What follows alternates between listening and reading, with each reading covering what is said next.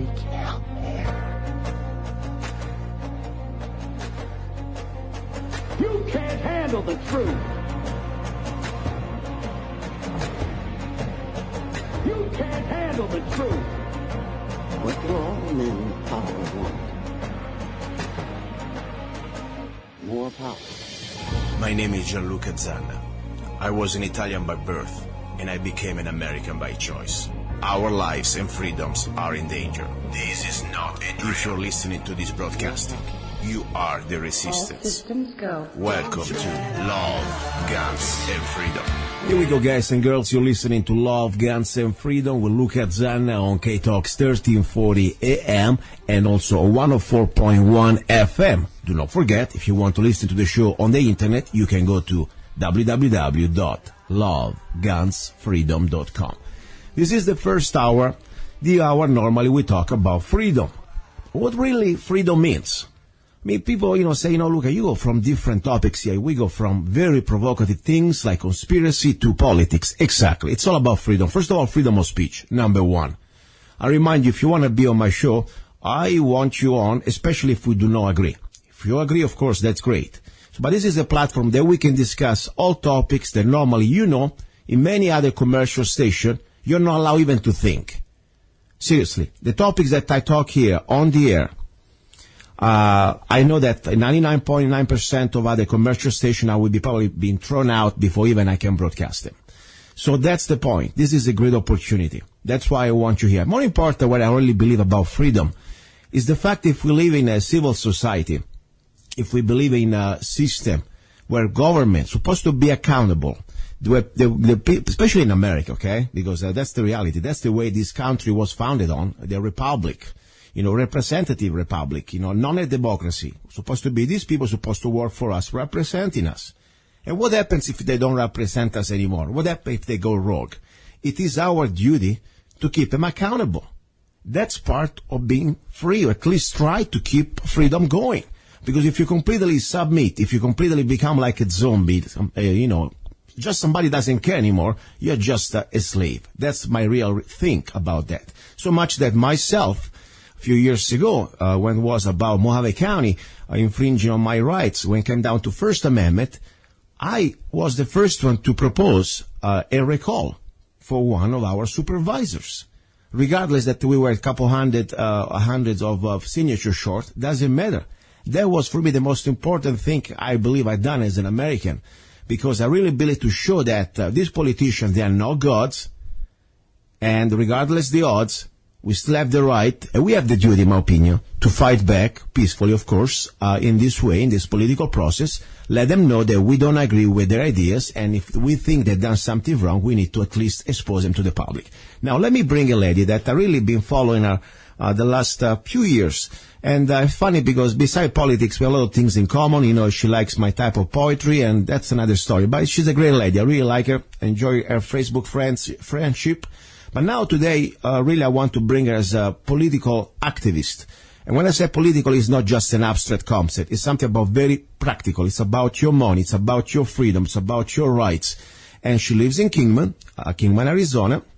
And she has some not personal, but political issues with the mayor. Let me bring her in. Tanya Smith, are you there? Yes, I'm here. How are you doing, Tanya, first of all? I'm doing really good today. Very good. Briefly, I know that you are not new to politics. You've been involved in politics. As I said, politics is not an abstract concept. It's pretty much how we can keep our freedoms and our money. But exactly what you've been doing in your past as a political, activist, you've been running for office, anything like that? Yeah, actually, back in 2009, I moved here to Kingman in 2008, and in 2009 I got involved with the Republican Party here, got involved with the Republican women's groups, and actually became a PC, a precinct committeeman, to go around and help register voters. In 2010, I started the Kingman Teenage Republicans here, because I was actually shocked when I found out we did not have any teenagers involved in the party. And so I got them up and running and active, and I've just been involved in all of the different things, the elections and stuff going on in the area. Okay, that's good. I remember that, because at the time I used to be a Republican myself, And I remember you at the meetings and things like that. And sometimes, as I said, we agree, sometimes we don't agree, it doesn't matter. I always respected you because at least, even when we didn't agree, you were always polite and always, at least firm to your principle. That's what I like. I like people up front, not people that stab you in the back. Now, talking about backstabbers, and I'm speaking for myself, of course. I'm not speaking to you, but about you, for you. Talking about the mayor of Kingman, I really have a bad feeling. Every time I hear the name Kingman City, I got like chills on my back. And unfortunately, I have to go through Kingman many times because I do business, I go shopping mostly there. And I even, I'm not a resident of the city of Kingman. I really am shocked how a city like Kingman is supposed to be the most conservative, let's say, district in Arizona. At least Mohave County is supposed to be a very conservative area. It's the most high spending taxes, completely. It's not like California. Probably I think many Californians just move here. So they always want more money. They already raised the sale tax. It's supposed to be permanently. And now this month, for what I understand, they want to even increase it more. I know that you're trying to do a recall. Am I right or wrong? Yes, I am actually doing a recall on Mayor Monica Gates. I formed a committee called KARMA, the Kingman Association, to recall Mayor Monica Gates, and we officially filed the paperwork on Tuesday with the city to do exactly that, to get her behind, clean out of that office, because the things that she is doing is so grossly negligent to the citizens of the city. And can you give more details? Because, must be a serious reason why. I mean, a recall is a big effort and also must be justified normally, I really believe, by something, not just a minor issue, must be some big issue. What do you think, according to you, Mayor, what's her name? Monica what? I forgot. Gates. Yeah, Monica Gates done wrongly, or what she didn't do right? Well, the 3 charges that we brought against her are the most serious right now that I've got going on. The first has to do with the Kingman Airport Authority and just how corrupt it is. As a lot of people in the area know, that there's been major issues with the airport for a long time, and the citizens have been screaming and screaming for the city to bring those assets that belong to the citizens of Kingman back under the control of the city of Kingman, so that we can finally get the repairs done. There's giant cracks in the runway, and they got all this money coming in, and they don't seem to be putting any of that money into the airport, and they're running off companies. This area is terrible for jobs right now, and unemployment is unbelievably high, and they're running companies off and not bringing them in. When Mayor Monica Gates, when she was running to become mayor, she promised the citizens that she had this, that she was going to do that. She was going to bring the airport back under their control and get something done, find out what's going on, open up the airport's books and find out what's going on with all that money, because they refused to do it. And then as soon as she got elected, she completely did a 180, turned tail, started blocking all the city councilmen who were trying to do exactly that. Wow. Blocking them from doing it. She made up these crap meetings that they were going to have where they were going to supposedly give information to the public. And all those did was denigrate into a thing where they're just insulting the citizens of Kingman, calling them angry mobs, and that they're not being clear on what they want when, I thought the citizens were pretty clear. We want runways without cracks in it. We want jobs in this area. We want the repairs made to the terminals and stuff going on over there, and we want some damn money coming in. Yeah. And I thought that was pretty clear, but apparently she just closed her ears to all the citizens at those meetings and ignored what they had to say. Second issue we have with her is misappropriation of funds. She hired a bill pupil to facilitate these meetings with the KAA. Now, the agreement was supposed to be supposedly the city of Kingman would pay half and the Kingman Airport Authority would pay half for these meetings. Yet the city council, to this day, the council themselves have not been provided with a contract for this man. They've not been given a dollar amount on what they're supposed to pay. There's rumors flying around that he ended up being paid for by one of the board members, a Crystal Burge, out of her own pocket. But we don't know for sure because, again, the city council, even though they've requested it, have not been given any information on this. Well, when you try to do research on Bill Pupil, we can't find any kind of company that he works for to actually be consulting with us. So the only thing we have to rely on is that he's a friend of hers. She gave a friend of hers a contract with the city for an unspecified dollar amount that the citizens have no idea what they're paying, and that's just completely unacceptable. Then the third major issue has just come out recently and has to do with Kingman Crossing.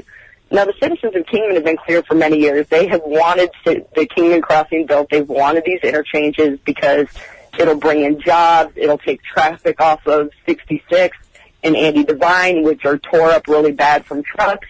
You know, it will benefit the citizens a great deal, Kingman Crossing. And they were supposed to get that done. Well, she started in May. The mayor did, secretly meeting with KRMC. Now, for those that don't know, KRMC for the last, 8 years, I want to say, has fought to keep Kingman Crossing from happening. And the reason is because we had another hospital that came into the area that was located right over there, and KRMC wanted to put them out of business. And so they fought. They fought like hell to keep Kingman Crossing from going forward. And they were successful. It ended up putting that hospital out of business. Hundreds of people lost their jobs. And what did KRMC do? Go right in, swoop up that land and bought it themselves. And now all of a sudden they want to help get Kingman Crossing built. But they want to do it at the expense of the citizens. The proposal that the mayor has to have KRMC actually fund building these interchanges would be that they would sell the citizens' land, because that land is owned by the citizens of Kingman. Wow. And they authorized the city to sell it at the last election. They will sell the land to to KRMC. KRMC would then build the interchanges. But in order to do that, they have to declare that whole area as a slum and blighted, which would kill all of the homeowners there who actually have really nice homes in very nice neighborhoods over in that area. It would absolutely devastate them. And the reason for that is because they want to declare it a consolidated business district so that KRMC could then turn around and lease the land back that we sold them, then force the citizens to lease back that land using taxpayer dollars and stuff, and give them huge tax breaks. Wow. You know, and that's just, there's no way. I filed the next day to recall her. But, you know, I'm very proud of you, I must tell you, because the problem that many people don't get involved. They think nothing we can do. Just, I'm just a person. That's exactly what I want you to think. I really believe that the power of the individual, it's much more than we can imagine. And even if sometimes we feel the odds against us, it doesn't matter. It's a principle to show that at the end of the day, we still have to do what we have to do. It is our right. It also is our duty. And you know what? That sometimes things like empires start to crumble. It starts from maybe that individual rising his head up, and other people may follow. And now I want to be fair here, because many of my listeners, normally, especially on the internet, getting more and more listeners from around the world: Australia, England, Scotland, Germany. So what do you really care about this, what's going on in Kingman? Let me tell you guys, this is exactly the example that we need to inspire each other, because today can be called Kingman. Tomorrow could be called Rome, Italy, or could be Hamburg, Germany. It is, of course, in America we have rights in our Constitution, Bill of Rights, that as much as they're trying to destroy them, we have another type of DNA, another type of rights that many other countries don't have, even called freedom of speech. And that's very important. I mean, you start to go out in Italy and start to call a politician's name, you get arrested. Okay, that's the point. So be sure. But the point is, this principle is the same.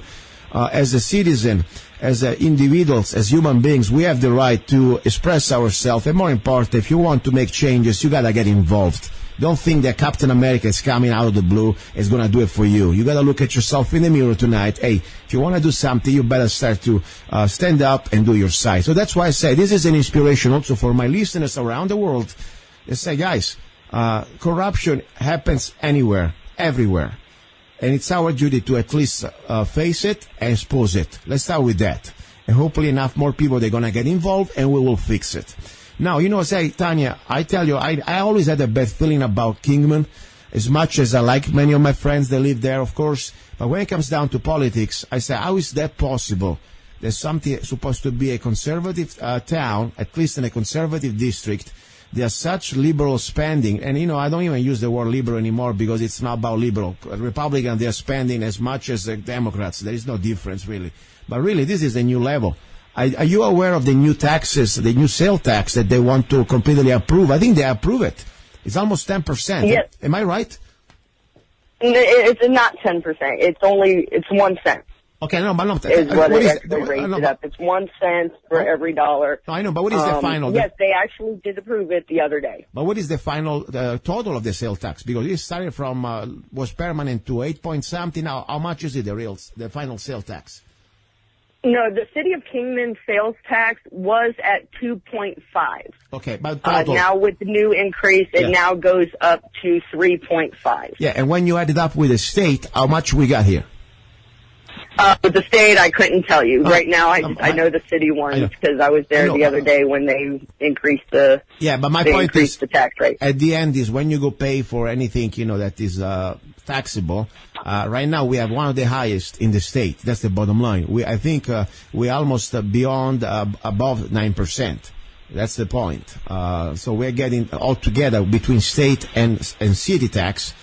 This is serious. I mean, it's getting a lot of money. I mean, at the end of the day, for the average person out there, every time you buy something, it's going to add up. And more important is the principle. They are liars. And I'm speaking for that. It's not your words. Because they said that the other increased tax that we had for the last couple of years or whatever, supposed to be not permanent, just momentarily. Okay? And then, not only they didn't remove it, they increasing it. So they're lying, number one. And number two, it's never enough. For government, it's never enough. It's always about more money. More money, more money. It's like, they treat us like a cow. And when we're bleeding, there is no more milk coming out of us. Probably they give us a break when we are dead. That's why I really feel disgusted. Just because of this issue. And I even didn't know about all the other things you were talking about.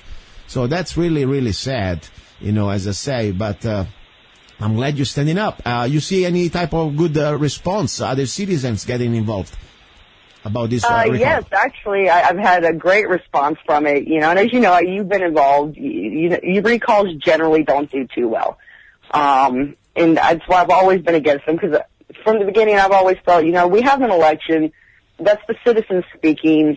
You live with it. There's always going to be another election. But this time, the stuff she's doing is just so grossly negligent that it's just, to protect the citizens, we have to recall her. We have to get her out of there because everything she's doing is going to hurt families. It is going to hurt people, and I can't allow that. Wow. I have to stand up against that. Wow.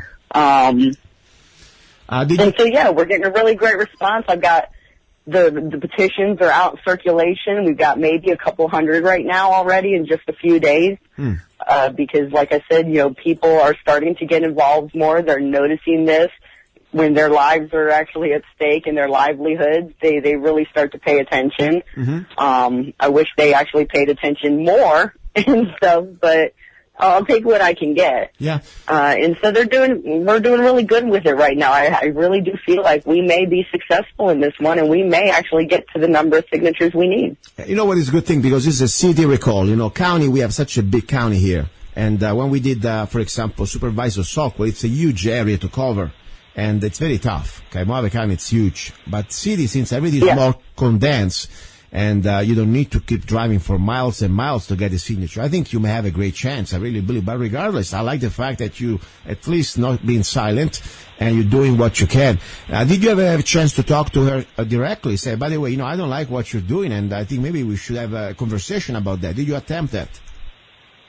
No, actually I didn't. Usually I do. Usually I'll go up, as most of the supervisors and stuff know, they all have known me pretty well. I have yelled at every single one of them many times over so. But with her I didn't, and it's primarily because of the way that she's responded to the citizens. Being involved, I actually pay attention to this stuff, and I watch how they interact. And every time a citizen has gone to her and tried to express that they're having problems, they get yelled at, they get demeaned. She does newspaper articles calling them angry mobs, and it's just, I'm not going to even bother with that. Wow. I've seen enough to know we're not going to get anywhere, me and her personally sitting down. She's not going to change what she's doing because she's trying to keep it all hush-hush as it is and stuff. And so it's just like, no, I'm just going to do this. Well, as I said, this is good. I really believe this is also the freedom of of our country that I really believe we want to keep alive. These politicians need to be reminded every time that they are not completely gods, and there's still accountability out there because citizens can get involved. Listen, one more time, please, Tanya, give the address information, how people in Kingman can contact you, get involved with you, and help you out. Okay, well, we've got an email address. It's karma, KARMMA, @hotmail.com. And they can also call my home telephone number. It is 928-530-5379. Anyone that wants to be able to sign the petition or wants to help get them out and get signatures on them can either email or call, and I will get them all the information so they can do exactly that. Very good. Listen, I thank you, and keep me posted, please. And by the way, if the mayor, of course, never would come on my show, probably I'm not that good enough for her. But regardless, I really have an open microphone for everybody. And I always would like to give the other side the opportunity to defend their position. This is a show that we have complete freedom of speech, and more important, we keep everything civil. So I'd be happy in case the mayor listens to the show, even if she may not like me or not. I'll be polite, of course, and I would like to have her on my show and bring her topics or whatever her points, okay? That's the bottom line. Thank you, Tanya. Keep you posted, okay? Keep me posted too, please. I absolutely will, Luca. All right, very good. Now, ready for the second part of the first hour. We have my friend Ken from Michigan. We are going through some very important news. As I said, we go from local news to national news to international news. Doesn't matter. Freedom does not know boundaries. We are all under danger. You're listening to Love, Guns, and Freedom with luca-zanna. Do not go away. Hey, you. Yes, I'm talking to you.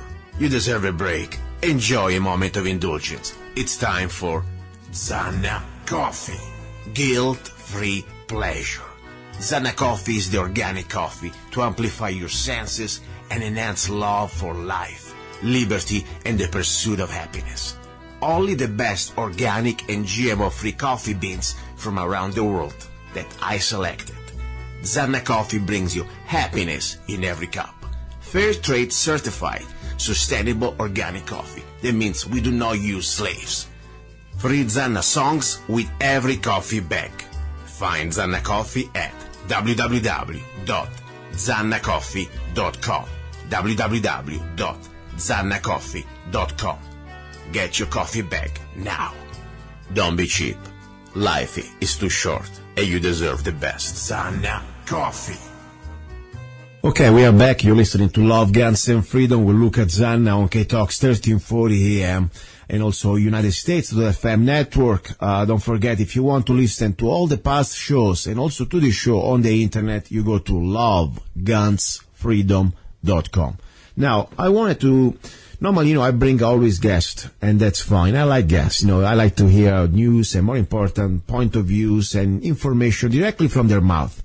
Once in a while, I really have the feeling that I need to also start to share more news about news that are happening during the week. My show, it's a weekly Sunday show. Okay, it's once a week. I don't have a daily show. So I cannot bring you every fresh news every time. But sometimes there are very important things are happening that, especially when it comes down to understanding what's going on in America and around the world when to the topics of freedom, we cannot avoid. We need to be aware of it because this is like an enemy creeping on us while we're sleeping, and then we wake up. We're going to have like a bayonet on our throat. That's the point. They're going to cut us while we're sleeping. So I need to bring a friend. I have a friend that I'm very proud of him. As I said, is a man that he could be right now retired, minding his business, enjoying his golden years, whatever you want to call him. Instead, he's still here. He's still out there. He goes out, he drives for miles, he peacefully exercises the First Amendment, and he's not afraid. That's the bottom line. He's been very vocal on many issues, from, of course, the TI, targeted individuals. We go down all the way to exposing what happened at the Bundys, with the BLM and the federal government. He was there on the front line, peacefully exercising his rights. And then, of course, he goes to the trials. He drives all the way from Michigan to Las Vegas, or fly all the way down there. I mean, this is amazing. I mean, it's only the time, the money, the risk, and everything else. So I'm very proud of him. And I like to also hear his input when we talk about this type of news also. I like to know also his input. His name is Ken from Michigan. Ken, are you there? Yes, I'm here, Luca. All right, my friend. Listen, first of all, we were talking just a few minutes ago, something that I really think is never enough. I wish I had a bigger microphone because what's happening right now in Las Vegas, Nevada at this Bundy's trial is so big, it's so huge that is really supposed to be on every dinner table in front of every television because this the way it's going down is proving that we have no more a justice system. It's just a kangaroo court like they during the time of the king, you know. And bottom line, it's a show. It's a fake. Unless you call Hillary Clinton, guess what? They can completely ignore every right you have, and there is no even a way to defend yourself. You cannot even testify to defend yourself. I mean, we're talking about people like Eric J. Parker, that you can tell me more details now. Is facing probably about 80 years in jail for being there standing at the BLM situation a couple of years ago. At the Bundys, but he was not even able to completely finish his witnessing in front of the jury. Am I right or wrong? No, you're right, Luca. Look, let me explain to you. This judge is hiding everything from the jury. She don't want them to know one thing bad that the BLM or the federal government did. They testified she let the prosecution go for over a week, talking about how they were afraid, they feared for their life, and that's all the jury's hearing, how they feared for their life, and they were calling their girlfriends and that they might not be home today, and all this stuff. But yeah, when it come time for witnesses, there was 5 of us that was going to testify. If you may remember the guy from Fox News. Yes. I forget his name. Anyway, he was the first one to the gate. The first time they brought him in to be their witness on the first trial.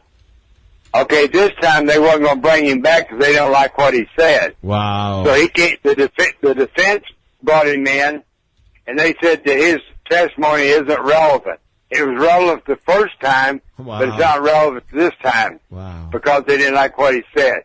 So all 5 of us had to testify over Skype, not in front of the jury. Mind you, the jury didn't hear one word all 5 of us said. The only ones that heard it was the judge, the prosecutor, and the defense team and the defense. They heard what we had to say. The jury got to hear nothing. Wow. So now she denied, so they got no witnesses. So Eric Parker said, well, I'm going to testify then. So he started testifying, and his lawyer figured out, because she actually threatened the lawyers that she was going to sanction them, because she said, you enter into a conspiracy with your clients. You're fighting too hard for your clients. Oh my gosh. So one of them figured out a way to get around some of her rules, one of the attorneys. So Eric Parker, he asked him, what did you see when you stood up? He said, well, I looked to the right, and I looked up, and man, she jumped up and started hollering my objection, and she slammed the gavel down, dismissed the jury, dismissed the whole courtroom, and when the jurors wrote her a note, she looked at the note and just threw it down on the table and walked out of the room. She wouldn't even read off what the jurors was asking her. So then they come back, that was like on Thursday, they didn't come back till on Monday. She comes back in on Monday and tells them all they gotta totally ignore what Eric Parker said. They can't use none of his testimony and for anything. There's no evidence on it. Just forget that whatever he said. So then there was one, I forget who the other defendant was, but he said, well, Your Honor, I feel like I'm being forced to testify. She said, you're not being forced to testify. He said, well, the only way I can get my word out, I want to go on record that I'm being forced to testify. So she let him testify. So they had one witness for all 4 of these guys on the defense to testify. That's all they had, one witness. So this jury, they went in, I think it was I'll say Wednesday, they went in to start deliberating on the trial.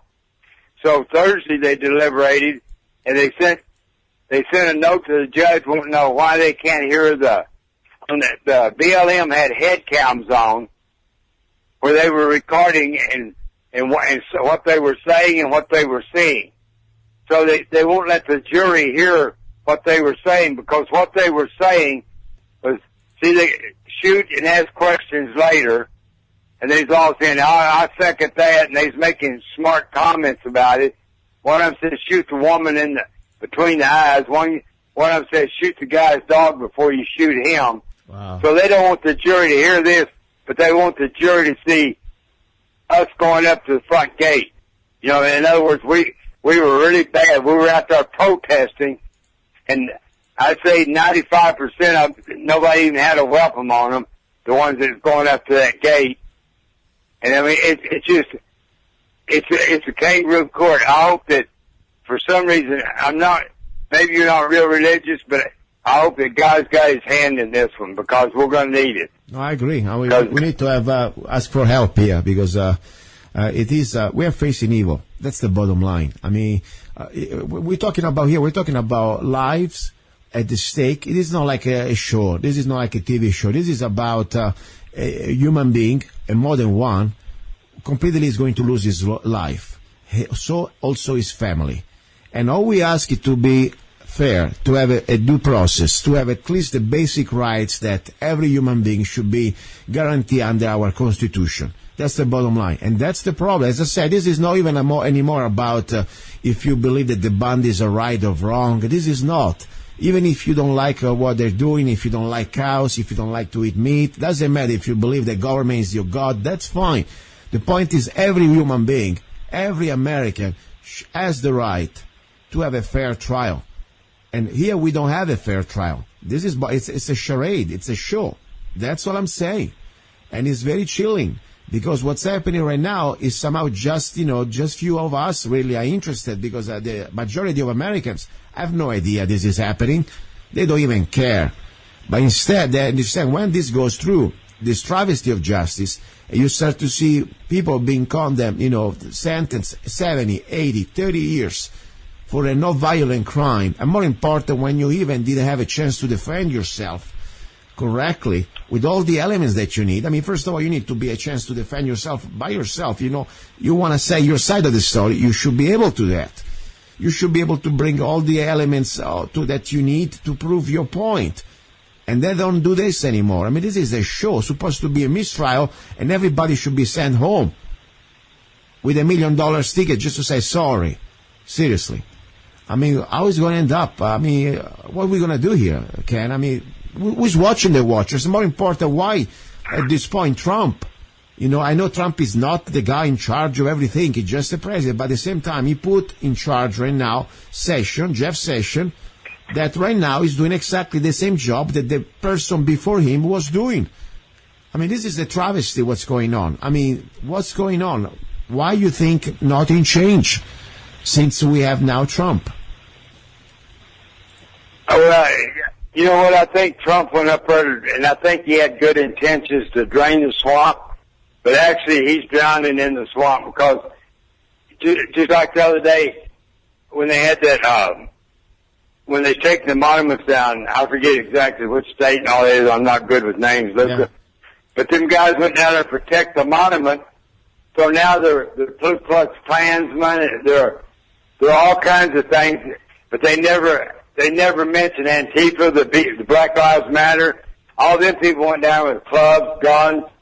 I don't know about guns, but clubs, bricks, throwing feces on people, urine on people, but because Trump wouldn't condemn the white person, then they're all mad at him. They say that there's no hope for him. It's all the white race that went down there. Well, it wasn't all the white race that went down there. It was people that don't want to race. They're trying to destroy our history, erase our history on us. Mm. Well, all I know that what's happening right now with them, every American should be concerned, should be following it. Because if this goes down wrongly, at that point, all the things that we have in our Constitution, a due process, a fair trial, all these things that you're supposed to face your accusers, and everything else that we know that's supposed to be the American justice system, at least on paper, that is different from some third world country, like, I don't know, like you go to Korea, that, North Korea, they just put you a mock trial. It's it. We have pretty much no difference right now. I see no difference. It's just a little longer.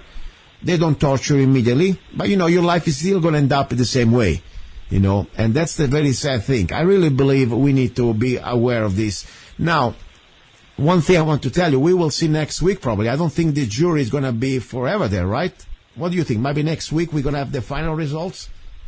I would think by Wednesday or Thursday that the jury's got to be coming back, because I can't see how they could find anybody guilty.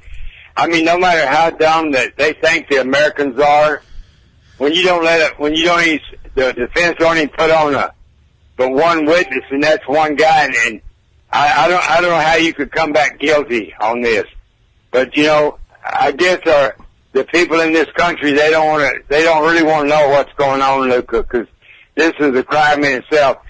But the ones that don't want to know and don't care, pretty soon when they come after them, they're going to care. Yeah. Because you're supposed to have a fair trial in America. You're supposed to be heard by your peers. Yeah. You should be able to bring witnesses in to testify for you on anything. But yet these guys get no witnesses to come in and say they're good guys or they're bad guys. They don't say nothing. They just hear what the prosecution says. What kind of trial would you call this? Yeah. Let's not forget, there are people here, like, for example, Pete Santilli, okay, that all he was doing there, he was broadcasting his show. He never had a firearm on him. I'm pretty aware of that, at least for what I know. And no, he didn't. He didn't. He was just broadcaster. Yes, he had his own opinions. I'm sure that government didn't like for his opinions. But at the end of the day, he was just exercising his First Amendment. Nobody got killed. Nobody got harmed. He didn't touch anybody. He didn't commit a robbery. He didn't kidnap anybody. He didn't extort money from anybody. I mean, all he was doing with the microphone, expressing himself and broadcasting it to the internet. That's it. This man, right now, we may agree with him or not. That's another story. We may have personal issues with him or not. That's not the point. The point, this man, already how many years spent in jail? Almost 2. Am I right or wrong? You're right. Well, I mean, you're talking about the time that the one guy, she gave him 63 years the other day, or 68 years. I've heard both numbers. Yeah. And you seen what went on there at the time. You think anybody deserved 63 days, much less 63 years or 68 years, Luca? Yeah.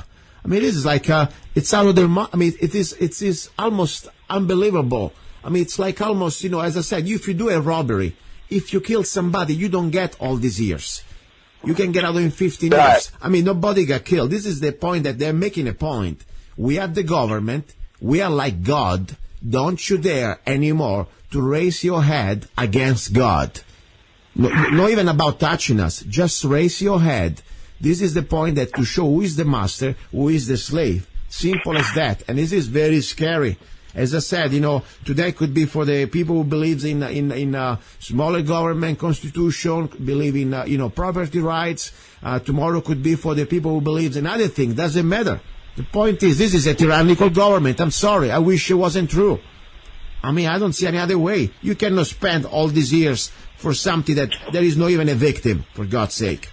Okay? A victimless crime. But look at 63 years, and the guy's already up in probably, I'm just guessing, 50, 55 years old.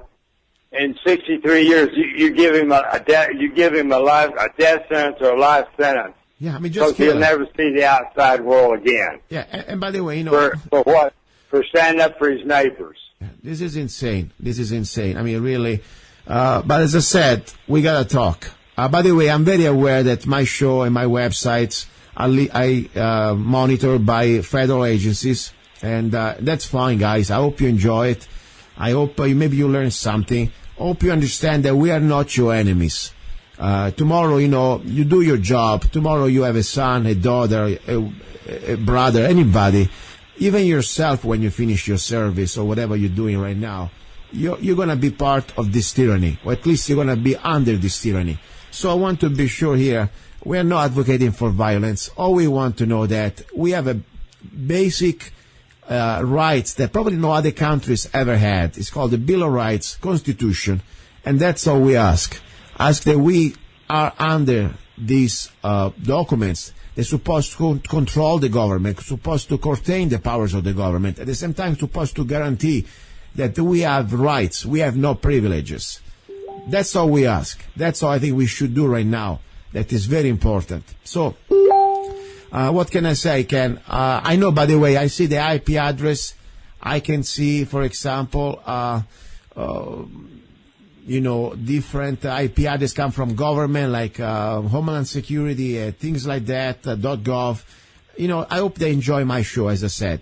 I hope they learn something. What would you like to tell them? I know they're listening, by the way. If you could talk to them like you're talking to, a brother or to a fellow citizen, what would you like to tell them right now? Because I know they're listening. Well, Luca, when we was in Burns, Oregon, there was an FBI agent that was standing over at the side. So I walked over and I saw him to him, asked him, "Do you have kids?" He said, "Yes, I got 3. I said, "Look at what y'all are doing. Is this a country you want your kids to grow up in?"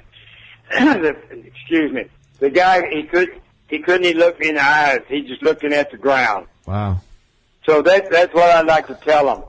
Think about your kids, your future, your grandkids. Is this a country that you want them to grow up in when you see what y'all are doing? All of you. Because they will turn on you before it's over. They will turn on the police. They will turn on all of them that's working for them.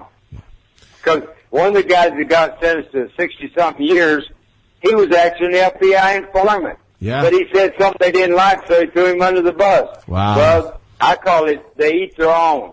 Yeah. And they will eat the rest of them up too. So you go along with this kind of stuff when you know it ain't right.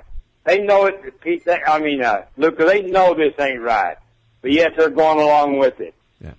So I'd like for them to rethink about what they're doing. This is sad. This is sad because I know you could be stopped if let's say, all we had to say no.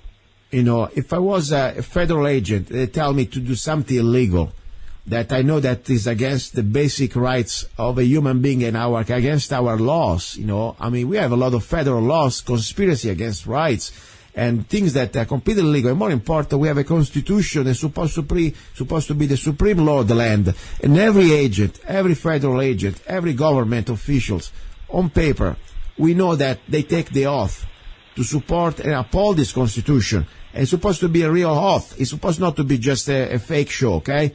So that's all they have to do. Start with that. Even just not complying. That would be a peaceful revolution to start. How would I comply? Sorry, I know that probably many people have bills to pay. I understand they have mortgages, kids to send school, and they rely on the paycheck, and they cannot afford to get fired. But at the end of the day, how can you live the rest of your life knowing that you are the instrument, you are the hands of somebody, somebody that directing you to do evil deeds? I could not go out there and shoot somebody just because they tell me shoot, when I know that person is unarmed and we know that somehow is peaceful. I can't do that. Sorry. You can fire me all you want. I wouldn't do that. We're not even going now to what happened. Luca, I'd rather be shot than take a chance of shooting some innocent person. And I don't care what color they are. It makes no difference to me. We're all created equal. Exactly. And even our ancestors, all of us came from a different country.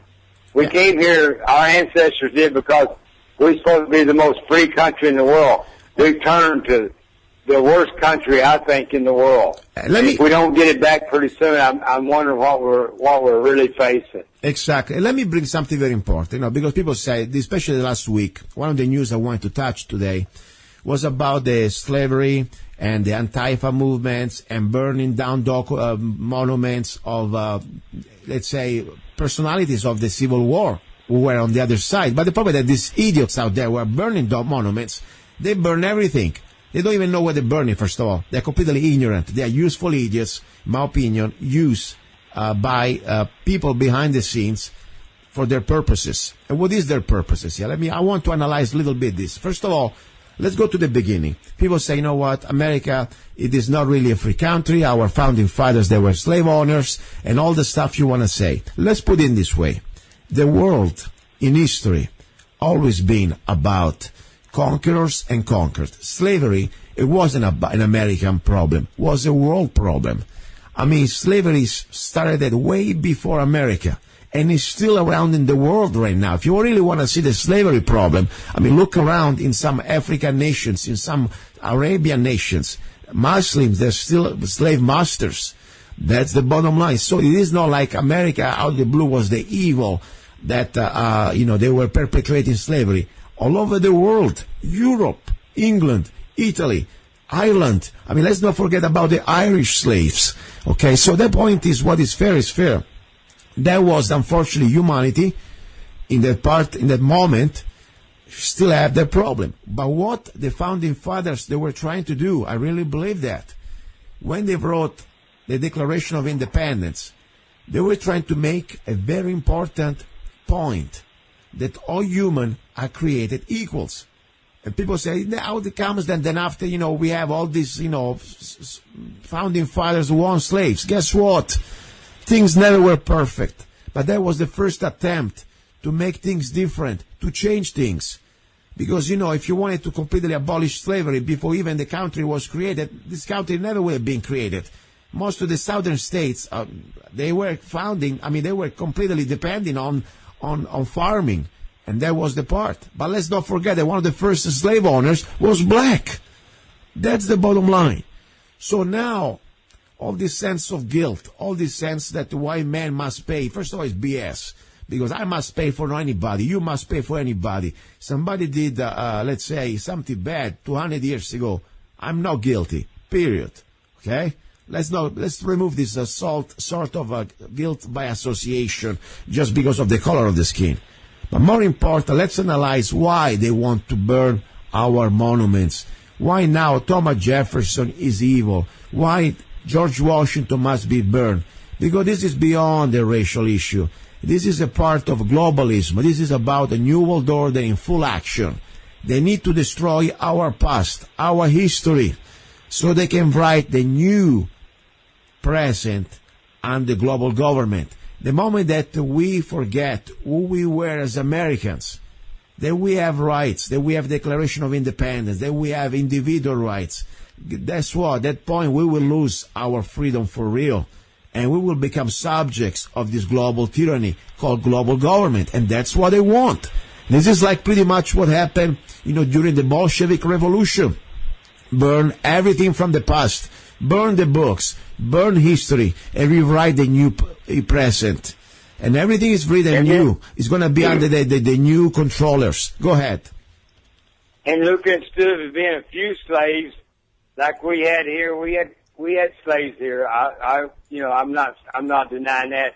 But then when it comes to the point, we're all going to become slaves to the New World Order, this globalization. Then we're all slaves. Even the ones that are being paid now, like Antifa, they're being paid by somebody. A lot of people say it's George Soros, but I don't know who's paying them. But we're going to all become slaves in our own country. Well, it's technically slavery never ended, okay? It's just a little more sophisticated.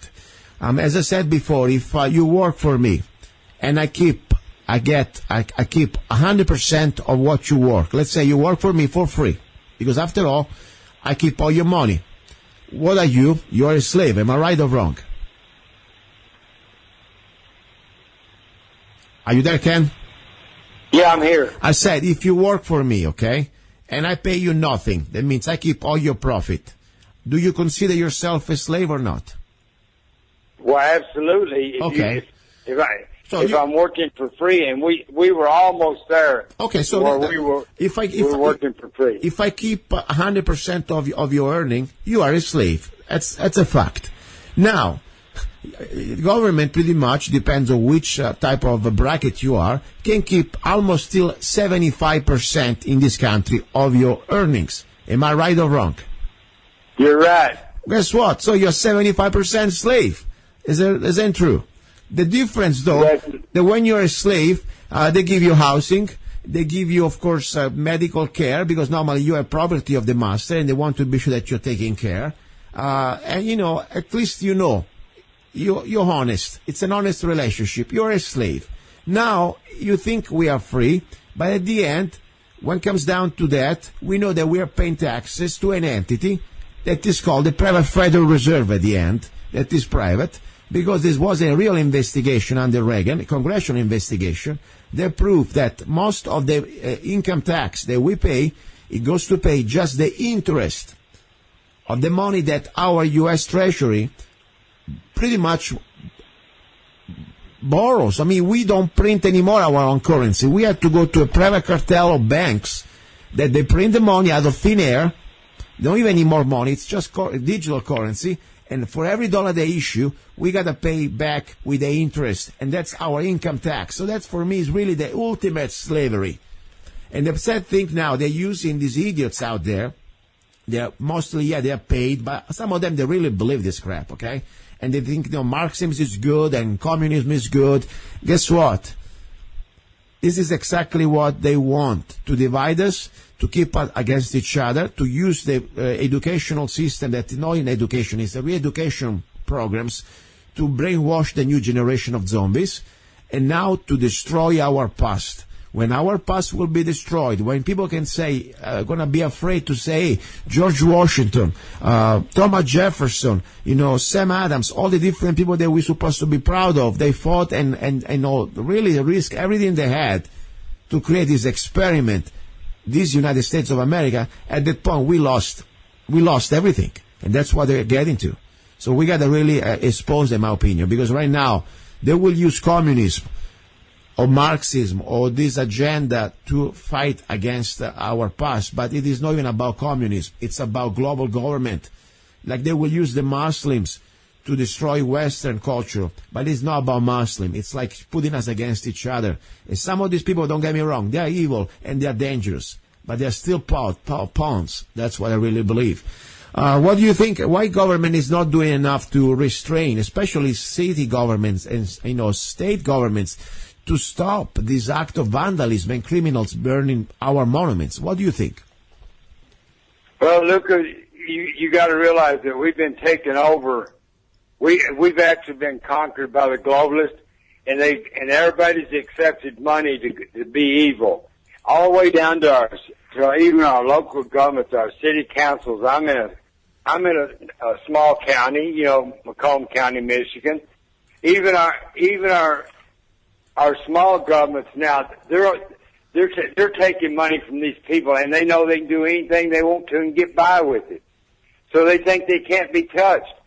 So I don't know. It don't look good to me, Luca. I think everybody is let the dollar get in their way, and when you stop and think about the almighty dollar, stop and think of all the people listening to us today. Stop and think about your dollar bill. What is it backed by? It used to be backed by gold and silver. It's backed by nothing. So when they get through with it and the banks go bankrupt, you own a piece of paper. I don't care if you got $10 million. Yeah. You got nothing. Well, and people say that can't happen.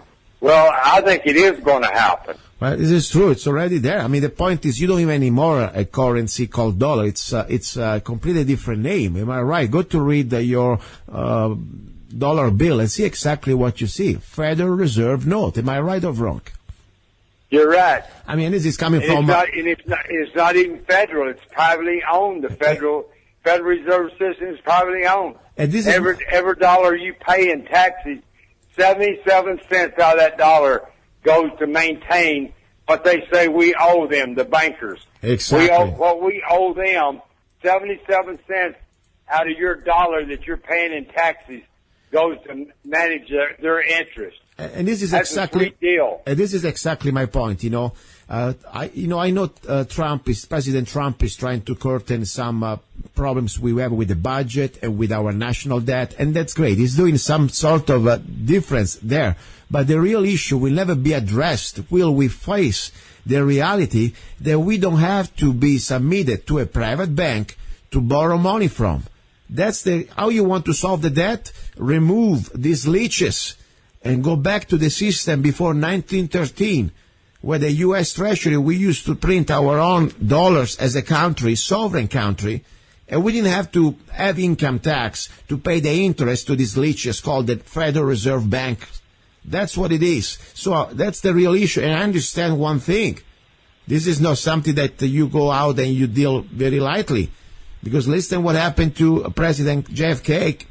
I mean, the last really executive order that he signed before he got assassinated was exactly to bring back the powers to eliminate the Federal Reserve. So that's the reality. These people are dangerous. So I'm amazed that President Trump is still around there, but we will see. Listen, I say, my gosh, this is, I have so many more news I want to talk, but unfortunately, just between what's happening with the Bundys and the trial and this situation with this Bolshevik revolution, that is not really even Bolshevik, it's a globalist revolution to destroy this republic. There's such important topics that we're almost out of the hour. Ken, you have 1 minute. Whatever you want to say to close, I'll give you the floor. Well, Luca, my big thing is I've drove all over the country on about the target individuals, and I'd like to throw in just a quick plug there because this is real. When the government got technology to control people, we all better be fearing of it. And all this here, when they come tell you your neighbor's doing this, your neighbor's doing that, and you should do this against your neighbor, maybe you need to think about what you're doing. And that's about all I got to say today, Luca. But I really appreciate being on your call. It's always a pleasure. And everybody out there, buy you some Zanna Coffee because it is very good. Thank you. I appreciate it. And listen, stay 1 second here before you go away. I want to talk to you after this segment. Yes, guys, this is very serious matter. When I see, as I said, that I can understand that I'm under observation, federal agencies are listening to my show, and, I'm a really humble show. I mean, for God's sake, I can barely speak English sometimes. Why do you really care about my show? Guess what? These are serious times. I don't really do this for any financial benefit. I do this as my form of love. I could stay home right now and minding my business and taking care of my business, taking care of my family, and that's all I need to do. And I don't need to be on the air, but I do it because I really think it's my duty as an American. The day when I became an American, I took an oath. And I didn't join the army. I didn't join any type of special forces. I wanted to become an American citizen, ready to stand up for this republic. That was it. And for freedom. That's all I care. And this is my little commitment. Even if a 3 hours radio show takes a lot of my energy, more important, really, it put me in a situation that probably many people couldn't even handle. How do you feel when your phone starts to ring in the middle of the night, every hour for 24 hours? Or many other strange things. And you know that you're being monitored because your phone starts to beep every time you talk to somebody. When you say some words that can be misinterpreted, bang, double beep. I think they let you know. Anyway, I don't care. I'm here, and I'll do everything I have to do to expose what's going on. I need your help, though. Please go to www.zannacoffee.com. I appreciate your support, or download any of my songs, www.zanna.us or at amazon.com. Do not go away. Ready for hour number 2. We'll talk about guns, training, and some other great ideas. You're listening to Love, Guns, and Freedom with luca-zanna. You're listening to Love, Guns, and Freedom with luca-zanna on UnitedStates.fm. It is time. Get your Arizona Concealed Carry Permit now with Arizona Concealed Carry Permit by Zanna Enterprises, LLC. Become a more responsible and educated gun owner. Carry legally concealed in 35 states. Carry permitted in restaurants where alcohol is served. Learn where and how you can legally carry a firearm in Arizona. Learn where you can use deadly force. When can you display your gun or not for self-defense? Learn how to deal with law enforcement while carrying a firearm. Learn how to be aware of your surroundings and how to avoid a confrontation. Buy your gun without waiting for a background check. Get your Arizona Concealed Carry Permit now. Go to www.azccw.us.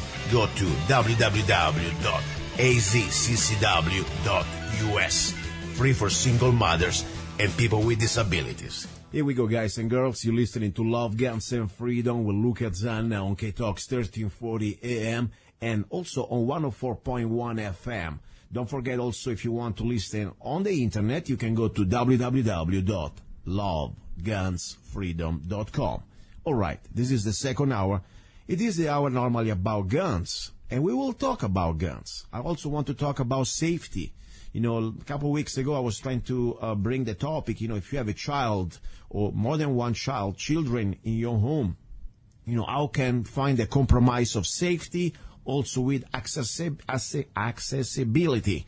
Okay, I mean, you want your gun safe, but at the same time, you don't want your gun too safe that, if you need them in emergency, it's going to take you like an hour to pick them up. Okay, so that's what we'll talk to. But meanwhile, I have a friend also is been, I've been knowing him since I came to Golden Valley, Mojave County here.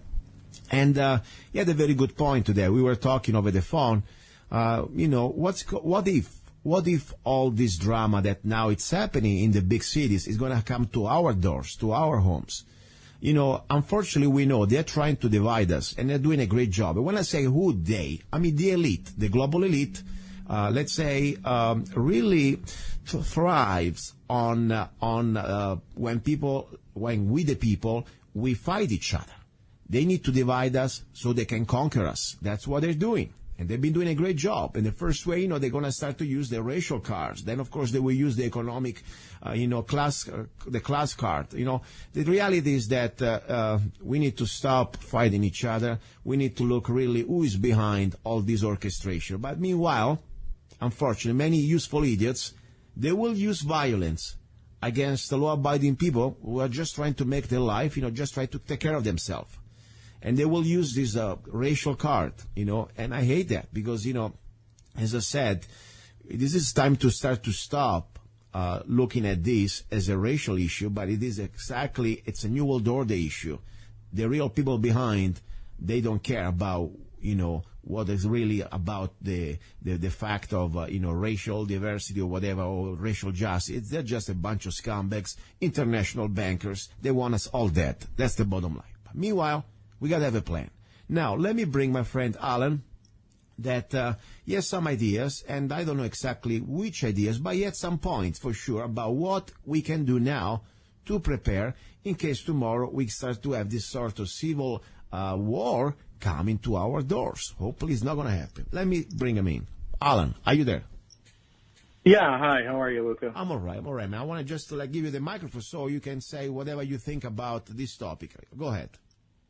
Well, I've been watching, like a few other people, I'm sure, what's unraveling all over the country, and I believe that my conclusion is that they're trying to stifle free speech, which, I think is coming from communists. I think these groups, if they're not, some are outspoken and they say they are communists, others are being used as tools to disrupt and divide.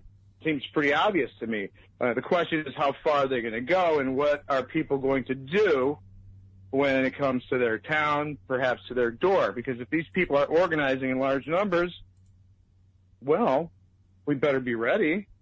It could come here to this town or these little towns down here. It's already happening in Vegas. Right now, I just watched the news. There's a stabbing in a middle school in Henderson. Wow. In a middle school, not even high school. Wow. So, this is something I thought about earlier when we spoke. I said, I grew up in Niles, Illinois. Some people don't know where that is. It's right next to Chicago, Skokie, Lincolnwood, Morton Grove, and it's probably predominantly Jewish. And I grew up there. Mostly everybody got along just fine. They intermarried. They had children. I had many friends that were half Italian, half Greek, and half Jewish. The Nazis marched in Skokie. I was 17 years old. I was employed by a very wealthy Jew. So was my father, a different one. And they all got along just fine, made lots of money, and they were all good businessmen. Now all of a sudden I'm supposed to believe that 40 years later, racism is a new issue? I thought we settled this. This is nothing but a ruse. This is a game to destroy what's left of this country. To overthrow a president, whether it's Obama or anybody else, is an act of tyranny. What they did to John F. Kennedy was. Believe me, they're here. They're coming. I have friends that grew up in Chicago, and they know how that city operates. And you know how bad it's become. In the hands of who? Communists. That's what our fight is against. That's what I believe. Yeah, this is true. I mean, as you said, this is not a spontaneous movement of people. That would be bad enough, by the way, because it would be. But this has been orchestrated and also planned a long time. Because unfortunately, these useful idiots, as much as some of them, they may be paid off as protesters, and we know that different sources also say that people like Soros, they've been funding this sort of organized protests. The point is also the educational, I say, re-educational system, public system, is controlled by the same elite and create a new cadre of, let's say, zombies, drones. They have no idea really what is about our country or just be using their brain. The point is they don't even know what they're burning. I mean, the other day they were burning like an Abraham Lincoln statue, or they were defacing it. I mean, talking about ignorance in that situation, talking about, they have no idea. They just now, it's like a rabid dog. They tell them where to go, who to bite, and they go. And of course, if you look white, they're going to bite you twice. But I don't even think anymore it's about any more color now. It's going to be everything that does not fit their agenda. The point is, what do we do, meanwhile, to prepare? Because, as you said, it cannot be just one of these Antifa or whatever groups, or maybe black groups. Tomorrow could be also like a group of bikers, gangs, going around, like happened, for example, in Laughlin a few years ago. They were like, there was a riot down there, hundreds of them fighting each other. What if they get organized and they start to say, you know what, let's start to raid a little town or a little unincorporated area? For example, Mojave County, we have only about 70 deputy sheriffs, and you think if there is something like, end of the world scenarios where really there is mayhem, they're going to stay. First of all, they're not enough, but they also have their families to take care. So what do we do now? What is your opinion? What is your input? Well, you can't rely on the sheriff's deputies to arrive in a timely fashion. There's too many square miles. So just like they tell people out here, learn how to protect yourself. If somebody tries to kill you, defend yourself. Know how to do that, and be careful who you trust. But, again, if you're talking about, even a dozen people, if a dozen people, overcame somebody's house, out in the middle of nowhere somewhere, chances are they're going to lose and they're not going to be prepared for it. Most people. Yeah. Some people are. Yeah.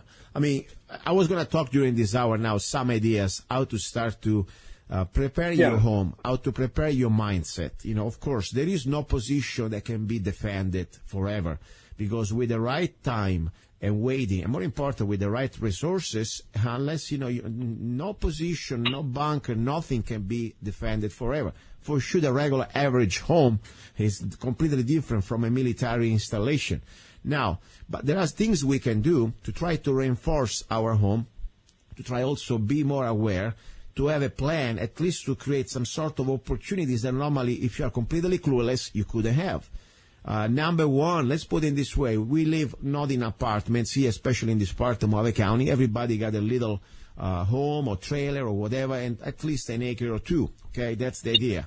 So there are things you can start to organize, especially because, as I said, one person, I don't care how strong you are, how fast you are, how good you are with your weapons or rifles, you're just a person, you have to sleep, and more important, if you're sleeping, you're not going to be able to defend yourself, so you got to have a plan. And normally, most of the evil people, they like to operate and try to take you off guard. That's the idea.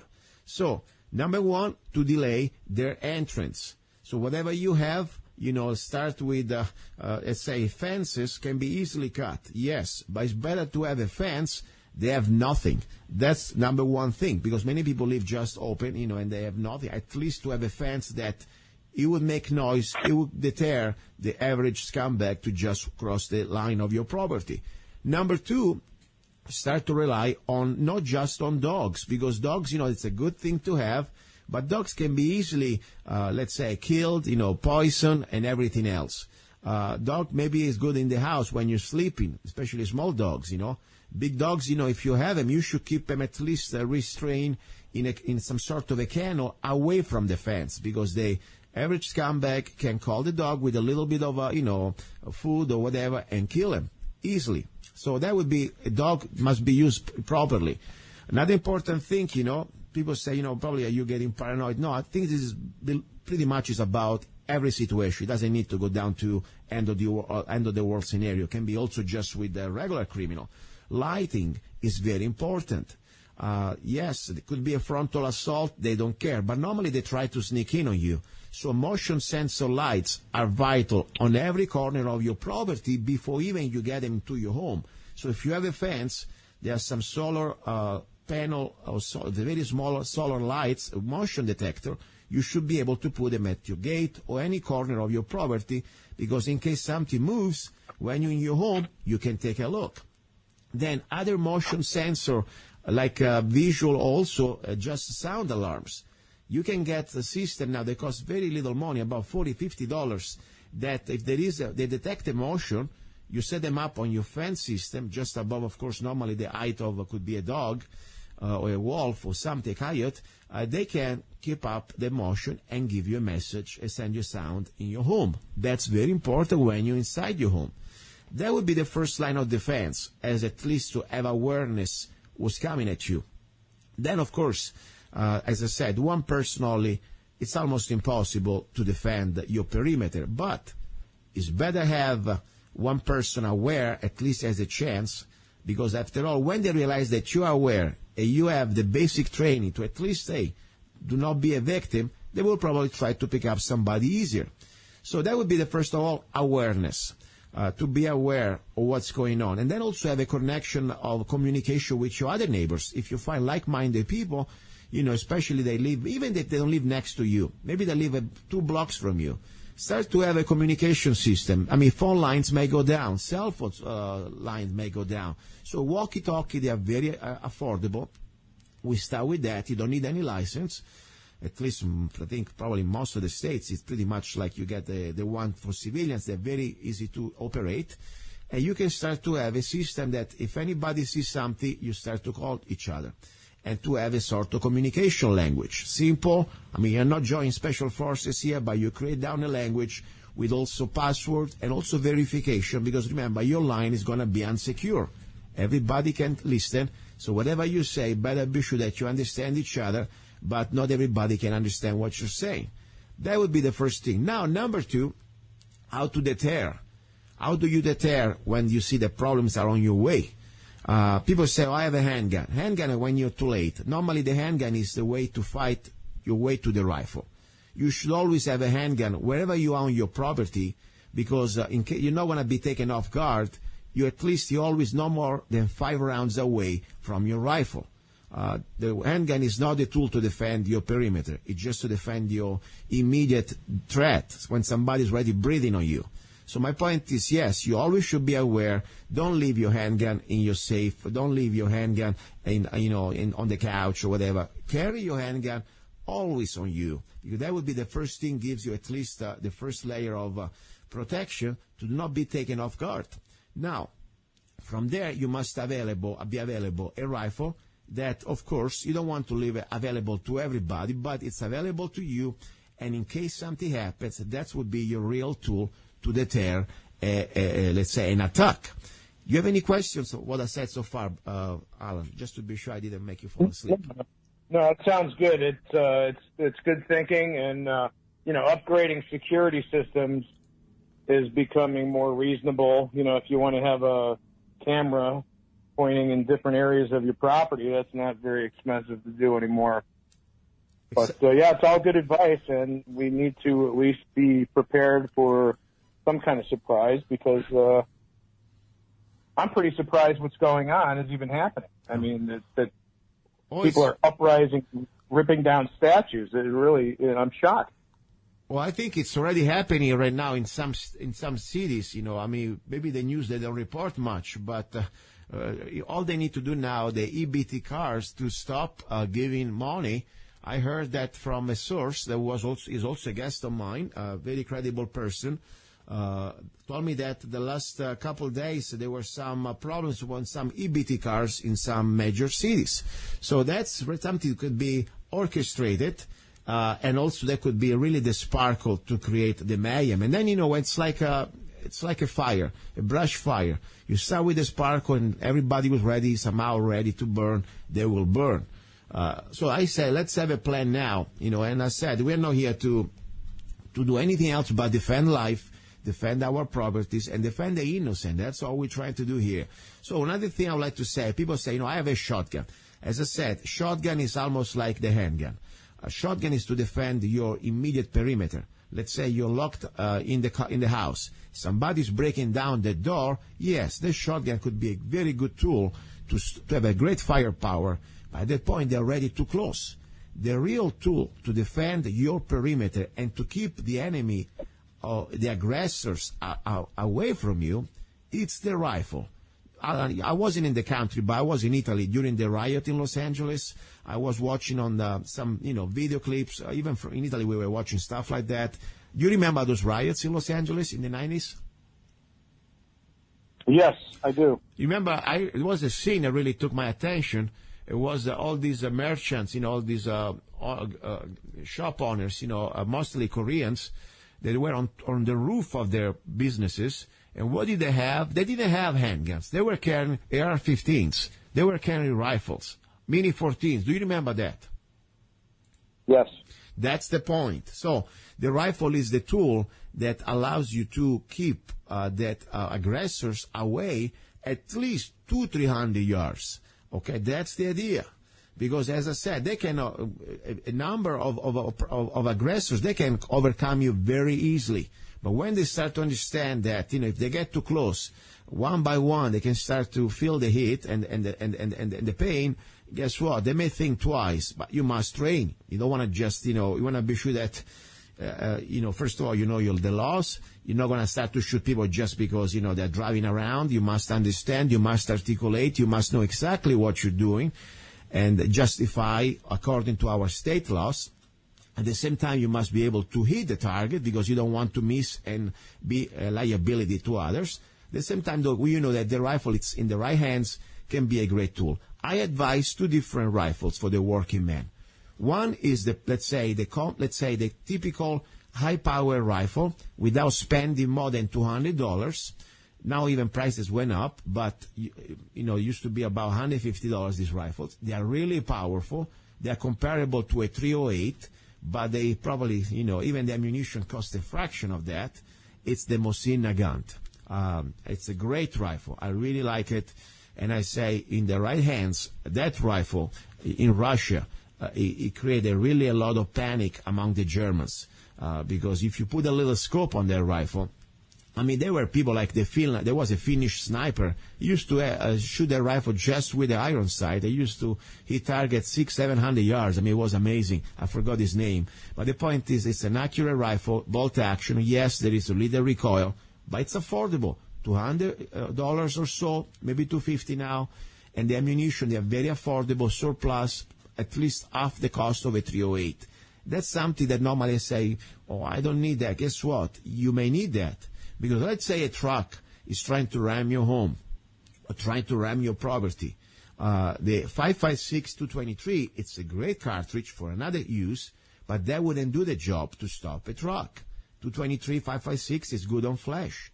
A 7.62 by 54 Russian, my gosh, you have there exactly enough power to knock down the engine and more.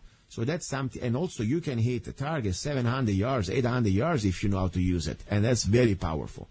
And the money, it's very good deal. Now, second option, of course, like a second rifle, especially when the enemies or the, let's say, aggressors start to get close on you, it's the AR-15 platform. And people say, what do you think about, the Mini-14? Guess what? Mini-14, they are great rifles, but in my opinion, the AR-15 is much more reliable. And also adaptable to your body, and also at the end of the day, spare parts and everything, it's much easier. Magazine, you can use almost every magazine on the AR-15. Mini-14, you gotta be watch, really use just the magazine from Ruger, otherwise you're gonna have problems. So in my opinion, AR-15 platform is great. I suggest you also to take a look at, they don't trade on us, the Freedom Rifle for just $4.99, free shipping. Meanwhile, you can buy the lower or the upper at ar15shop.us, www.ar15shop.us. But meanwhile, whatever you have, get an AR-15. That would be, my humble opinion, the first thing. So you have two basic platforms, a handgun, a shotgun. It's a great tool to have, even for surviving. In case you need to eat, a shotgun can always put your food on your on your table. That's the bottom line. And then, of course, I say at least a high-power rifle like a Mosin Nagant, and of course also a lighter round like a 5.56, like an AR-15. Now, final touch to keep that type of basic minimum inventory in your home, it's a 22. People say, why a 22? Because 22 sometimes, you need to eat, you need to hunt. You don't need to blast that rabbit, with a 7.62 by 54 or make the much noise to eat something. 22 is low noise. You can train everybody with a 22. And also, by the way, it can be very good to survive. You can get any type of small animals with that. What do you think about this, Al, so far, as a basic inventory for home defense / end of the world scenario? I think it's all good advice. And while you're talking, it's funny, I picture myself kind of imagine what it was like, what my father went through when he was in Europe in Battle of the Bulge in Germany. And imagine what it was like for those people that lived there who were invaded. Yeah. Some were prepared, some were not. Yeah, that's very true. That's very true. I mean, sometimes, we've been kind of spoiled here because the last time we had the real invasion was, I think, 1812. I mean, since the creation of the country, since the real Revolutionary War. So we've been always somehow, beside Hawaii, the attack on Hawaii, of course, was also that inside job, my opinion, but that's another story. The point is, we've been blessed and also felt always very secure somehow, even beside 9/11. The point is, we didn't have really like an invasion, full-scale invasion, something that Europe faced in history and many other countries faced. So we got to start to prepare and think about that. And I give you another story. Forget about just the local, gang members or civil war. What if we go to war with Korea? What if China decides to invade us? China, Korea, Russia, they have an alliance. They work together. They have millions, and I say millions, of soldiers. And let's put it this way. Once we lose the, let's say, the high-tech deterrent, because they have nukes too. They have technology too. They have EMP too. I mean, we can go back to fighting the next war like World War II style. No more electronically. It's going to be all, man to man. And the problem is that they have 30, 40 million men. On the other side, you have also Cuba, and you have Venezuela, you have all this part from Nicaragua, all the different communist countries that they would love to invade us all at the same time, and then, share the booty. And you remember what Larry Grodall, the FBI informant for the Weather Underground, there's a video I play many times. The Weather Underground movement, they had that meeting. I may play this video again. They had that meeting in the 70s where they were saying, what do we do when we'll take over America and we're going to somehow be facing these 20, 30 million people that they are not part of this, our revolution, and they are considered capitalists, they will call themselves patriots, whatever you want to call them. How can we deal with them? And this is very serious because they weren't just a bunch of crooks, just political activists. These were really professors. They're from Columbia University and different other let's say, white collars people out there facing and discussing this. So they said, I'll play probably the audio right now. Well, we're going to get our countries, different type of countries, one second, somebody's calling, allies, and we will get together and we will put them in camps. So let me play this 1 second. Let's see if I find that. Larry, FBI, informant, Weather Underground. This is something I never will be enough to play because this is something, it's a reality. It's something that people should know. FBI agent Larry Gradhall. Okay, this is something that right now I really believe more than ever it's something real that could happen. And let me just see. And also remember, they need to set up Trump, in my opinion. Let me play this 1 second.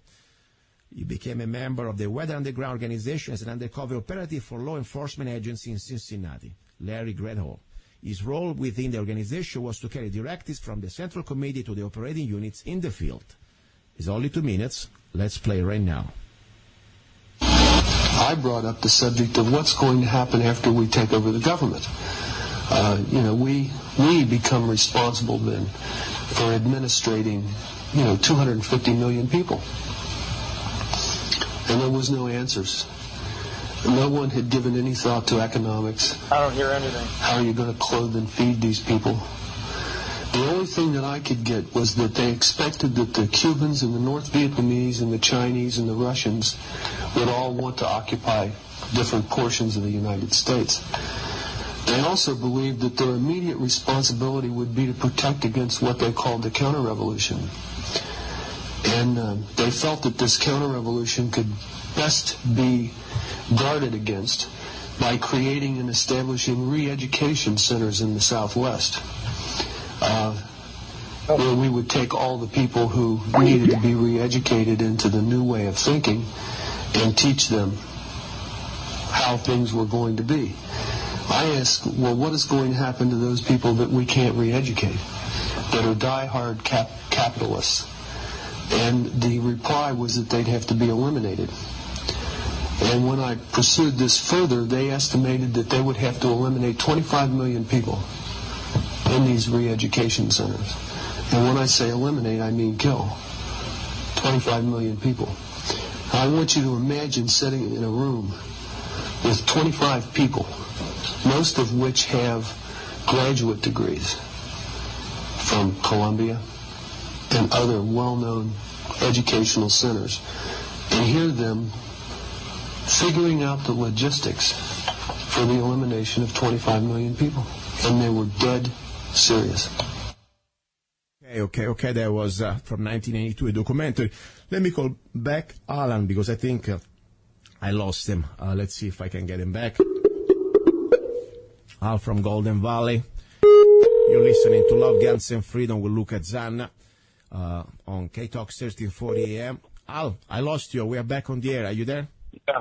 Okay. Yeah, I'm back. Okay, just to let you know, I played that little segment that probably you heard before from FBI, let's say, it was even an agent, it was an informant, Larry Gredhall, just to let you know. And the plan of the Weather Underground to destroy, to kill more than 25 million Americans that once they take over the government. And they were saying we will use, of course, the foreign countries that they are sharing the same ideals, like China, Russia, things like that. So I really believe, as much as I want to think about these doom scenarios, but unfortunately, every country may face in history moments of complete occupation and oppression. And America has been blessed all these years, but I really believe we are now the next in line.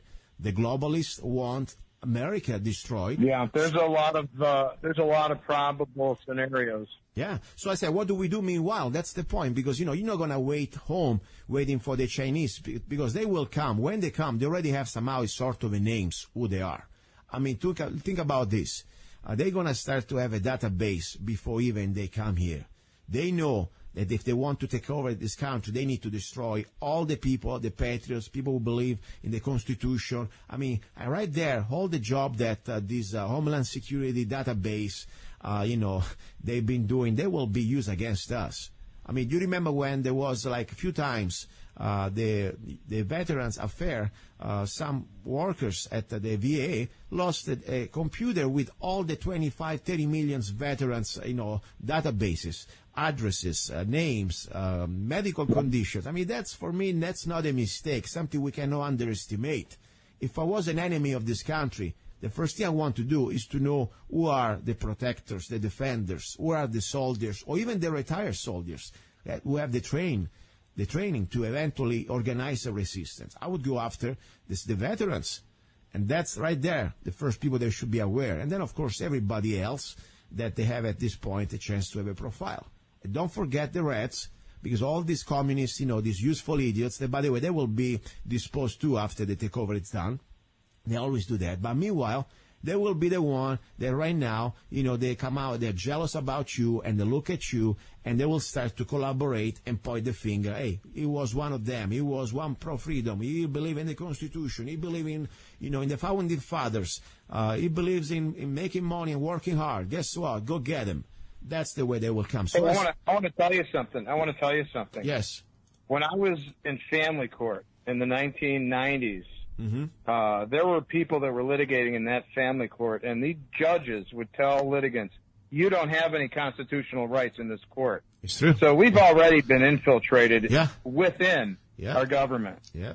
It's true. Unfortunately, Yes, sir. It's very true. I mean, it's happening right now. I mean, think about it. You're supposed to have always the chance to be judged by jury of your peers. Guess what? Arpaio, as much sometimes I don't agree with him on everything, he got judged by a judge. And now he's going to spend probably 6 months in jail unless there is a pardon. I mean, and so many other regular people that, have let's say misdemeanor, that you can still go to jail. Guess what? You're gonna get, in prison if there is a judge and there is not a jury. You have not even a chance to have a fair trial. So that's already there. We know that. I mean, look what's happening right now at the Bundys. I mean, that's really interesting that he did not get a jury trial. Yeah. But I mean, we don't get jury trials either very often. No, exactly. And this is, that is a good reminder now that you see, if they want to come after you, they come after anybody. That's the point. So that's why I say, and that's sad because on many issues, for example, as much as I agree on some stances on immigration, I believe on some other issues, Arpaio, I don't think he's the defender of freedom, I mean, he was very hard on criminalizing people that use, for example, marijuana or other, personal choices, herbs or things like that, and some other issues. But regardless, now you probably start to understand what means when you are in the grinder. The system, the Constitution is gone, as you said, doesn't apply anymore. He's experiencing what a lot of people have now. Exactly. So we got to really look at this right now and start to understand that everybody's in danger and we have to have a plan. And I said, the plan, in my opinion, is also to organize in families, to have, first of all, the first unit, it's your family. I don't care if it's your cousin or your mom or your dad, you are the unit. It doesn't mean that you need to dress up as Rambo, start to, jump around home, doing fancy stuff. No, I'm talking about being aware, start to have a plan, start to have a communication system, start to know what if this happened, what do we do, where do we get together, what is our gathering point, what if the communication gets down, where we meet. Do we have enough food and water? Water, very important. Do you have a filtration system? Because the first thing that will get you, no matter who is the oppressor, they will get you by water and food, by starvation. So that's what they do. So you must be independent. When you're independent, you have a chance to stay free. That's the idea. And then, of course, mobility. Don't think that your home is going to be your castle till the end of the world. It's over. Unfortunately, the first thing they will do, they will come at your home eventually. So don't get too attached. Have also a way to diversify and to spread your assets around. That's the point. Because, there are different scenarios. They come a couple of home invaders, yeah, that's no problem. That's your home. But let's say tomorrow really we are invaded by a communist force or enemy of this country that really has a fear of patriots or people who are ready to defend their freedom, our freedom. They will come after us. They will come after you. And they know already where you live. So you better start to say, okay, as things start to get progressive, you better have a way to relocate fast in an undisclosed location. That's what be my first plan. Now you should plan. Everybody should plan. That's my humble opinion. What do you think about that? Is it... Everybody's not going to do that, though. Some people might just say, you know what? I'll make a great decoy. I'll just stay right here and... That's fine. I mean, as I said... That's fine too. I mean, everybody has a chance to decide, and that's part of freedom, But all I say at this point, we give information, people think, and everybody does what they want. That's the bottom line, At least, though, I want people to have a chance to think. And then there are priorities. I know that denial is the best thing that normally people like to hang on, just denying. This is, after all, cannot happen to us. We are in America. You are crazy. Fine. Guess what? The same thing happened to civilized countries like Germany or other countries like this. Cannot happen to us. They cannot do this to us. After all, we are their own people. Guess what? Yeah, well, as you know, and I know, and other people do know, the writing has been on the wall for a very long time. Exactly. And what we're seeing right now, the people of this county and this state and this country really better realize that we currently face an inside threat, which used to be an outside threat. It's within our society and our government. Yeah. What do you think about what is, I don't know, any tips according to your experience or something would you like to share with the listeners? Would I like to share what? Any tips, any ideas, any input? What, everybody has a different point of view or at least different approach. What would you do if you were just average, working man or working woman, a family, to start to have a little bit of preparation for things that may come?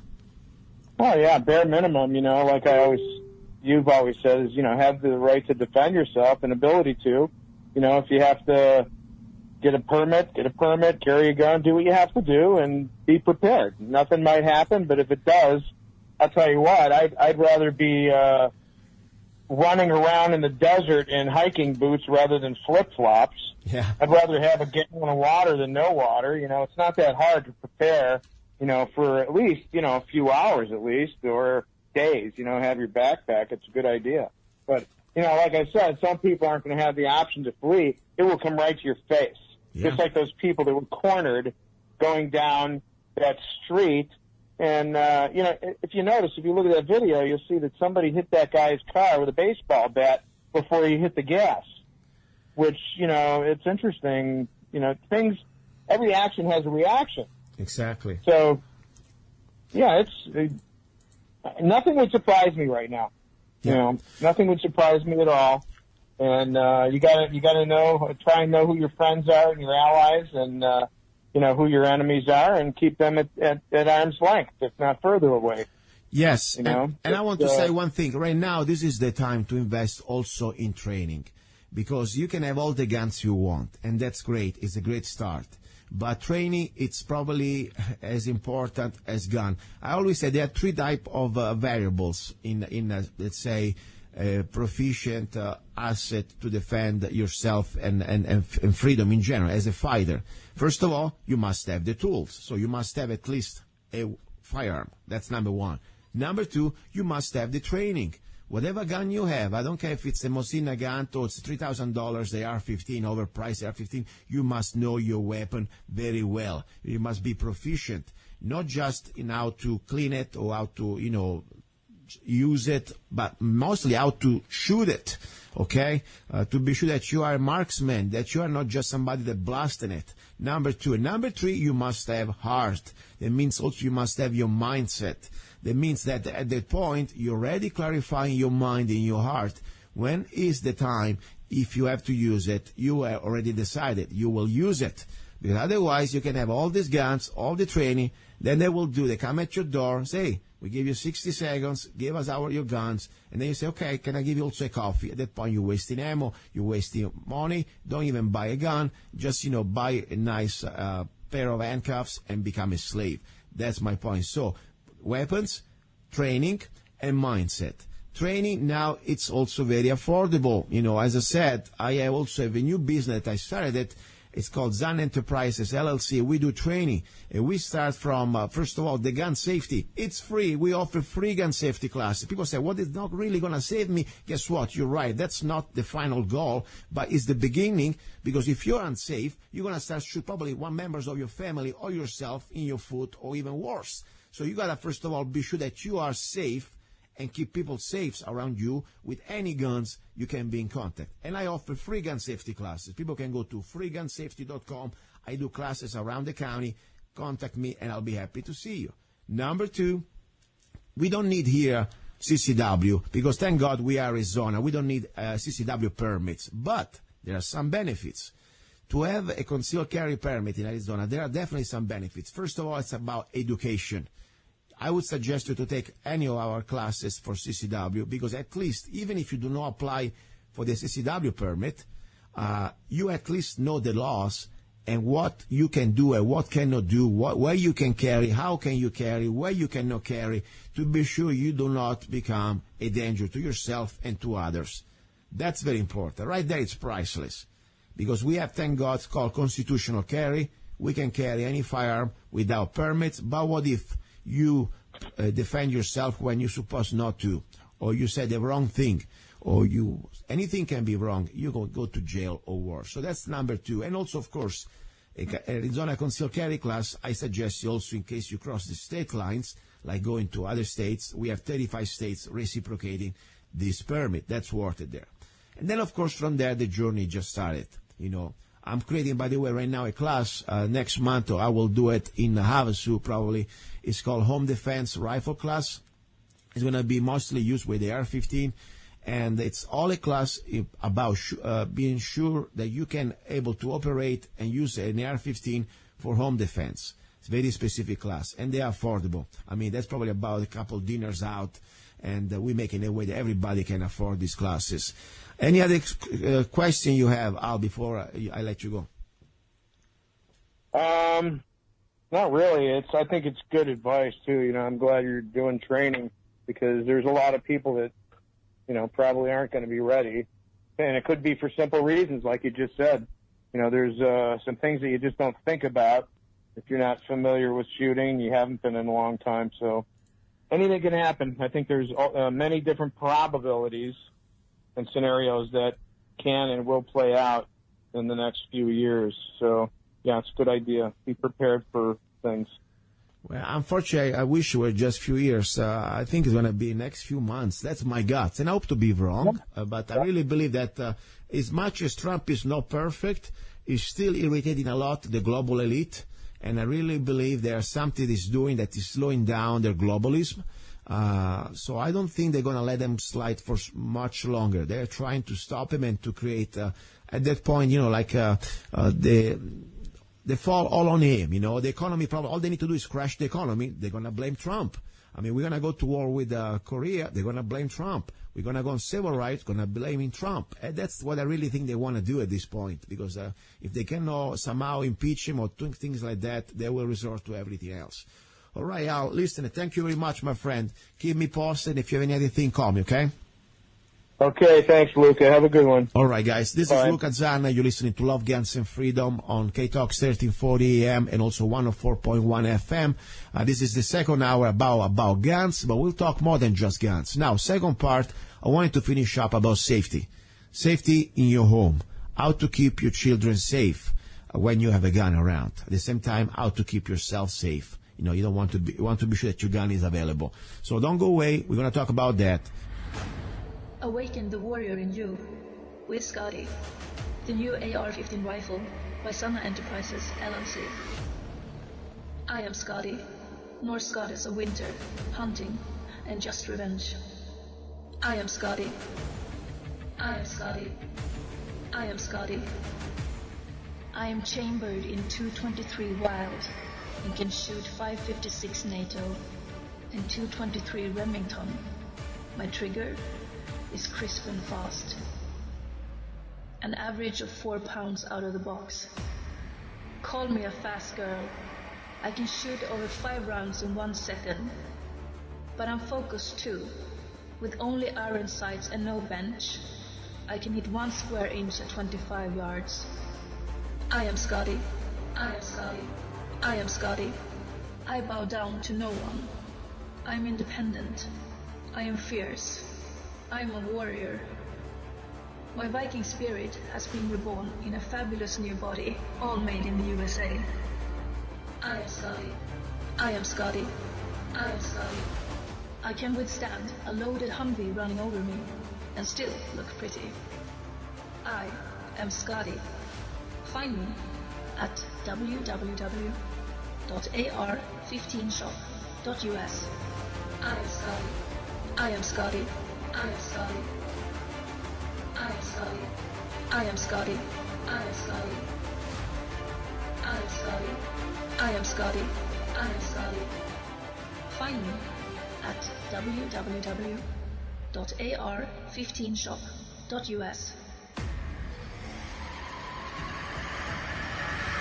I am Scotty. Here we go. We are back. You're listening to Love, Guns, and Freedom with luca-zanna on KTOX 1340 AM and also 104.1 FM. This is the second hour, the hour about guns. The first segment of this hour, we talk with the listener, my friend Al from Golden Valley, a little bit about scenarios. As I said, you know, the gun is not the ultimate goal. The gun is just a tool. A firearm in general is a tool to defend yourself, to defend your freedom, to defend innocent. But the most important thing, the most important weapon you have, it's your brain. Thinking, preparing, how to avoid it. What if that happened? Don't be reactive. Be proactive. Prepare now. That's the idea. Now, I wanted to talk a little bit about, let's say, safety. When it comes down to home safety, auto storage, and also to have a gun available in case you have children around. This is a serious topic because people say, after all, I can put the gun in the safe. I don't need to have it around. That's fine. That's probably a good idea to have a gun storage. But the problem is home invasions are a reality. And normally you don't walk around home with a safe on your back, do you? What if normally you are at your, doing jobs in the kitchen or watching a movie in the living room and bang, bang, bang, 3 kicks, even less, the door is down. Maybe that you even hear it. Maybe you can even hear it. Just, the windows, just they can open it. While you're watching this car, no more home invasion like burglaries. There are now home invasions like they're going to come and get you. A burglar is bad enough. Somebody wants to steal. When we have a home invasion, they also want to do harm on you. They will harm you. That's it. It's part of the game. So the gun in the safe at that point, maybe 2 rooms away, is not that good anymore, is it? At the same time, you must be responsible. If you have children around your home, you don't want to leave loaded guns around. So I want to give you some ideas, some practical ideas how to keep the gun safe and available in your home when you have children. The first place I would keep my gun, the gun that normally I have as a first response, my personal gun, handgun in this case, because normally I don't walk around the house with a rifle on my back. I have it always pretty close. My handgun, it's always on me. People say, oh, you paranoid bastard. I mean, what the heck? You are in your home. Why you carry a gun in your home? First of all, because I like it. Don't worry about that. It's my choice. But more important, because it's exactly the place where normally you feel protected. It's a false sense of security. Unless you live in on some special home with special blinds, special reinforced doors that, I may have, by the way, but that's not the point. The point is the average American door, American household, the regular wooden frame, the regular screws, is proven can be knocked down with about 1 or 2 kicks. So you hear the kick, bang, 1 second, 2 seconds to react, and you see that bastard already in your home, maybe waving a knife or a gun at you. So that's the reality. I know people may be living in denial. That's fine. That's their right. But that's the reality. There are home invasions. They are. So if you have the gun far away, in 2 rooms away, in the bedroom safe or whatever, it's already too late. So I say the best way, the safest way to keep a gun in your home, especially when you have children, it is exactly in your holster. That normally you carry the gun when you go out. Not in changes, not because in your home you got to change. Normally what I do though, if I want to feel more comfortable, I may change pants. But I still have the gun very accessible to me. Now, what type of children are we talking about? If you have like an infant, can even walk, that's different. The gun can be in different places, still more available to you. But the point is still, don't have don't start to leave the gun hanging around different parts of the house, because then you forget where you have it. So always keep it on you if you can. If you have an infant, as I said, a person that cannot move, for sure he's going to be stuck in that, bassinet or whatever you call it. That's fine. You can keep your gun in different parts of your house, maybe different guns. But when you have an infant that is no more an infant, start to become a baby, walking monster, about 2 or 3 years old, nice little creature, but, still irresponsible. He doesn't understand. As much as you want to try to teach him gun safety, he's too young. You can try, but it's not guaranteed. So you cannot just rely on whatever you teach him or you teach her. You must have different systems to defend yourself and to keep also the child safe. Number 1, you should think about these very affordable devices. They're like small safe. They're like almost like boxes. They're normally you can program with the sound or the combination by number, and you have an instant opening of this metal box. Be sure when you do that, when you do the combination, especially by number, your child is not watching you. Because believe it or not, they are very smart. Little babies can be very smart. Besides, if they take too many vaccines, they may be kind of slow. But beside that, normally children are smart. They can copy and mimic very well, even sounds and just, memory, repetition of how you use your hand. So they can open the box. And the second level of safety, I always say, if you have a child in your home, as much as I am always a proponent of have every gun that you normally carry with a round in the chamber, because I think that's the way to carry a gun for self-defense. You don't want to have the extra second to remember that you need to, chamber the round. Guess what? Unfortunately, when you have a child in the house, as extra precaution, I would advise, or at least invite, to consider eventually to keep not a round in the chamber. Why? What if that child gets hold of that semi-automatic gun? If that's the case, it's a semi-automatic, of course. And at that point, maybe no safety, like a Glock striker system, or maybe he knows how to disengage safety. The point is, if by accident squeeze the trigger, the first round, there is not any bang. It's just a click. Something to consider. If you have very active children in your home, something I would consider.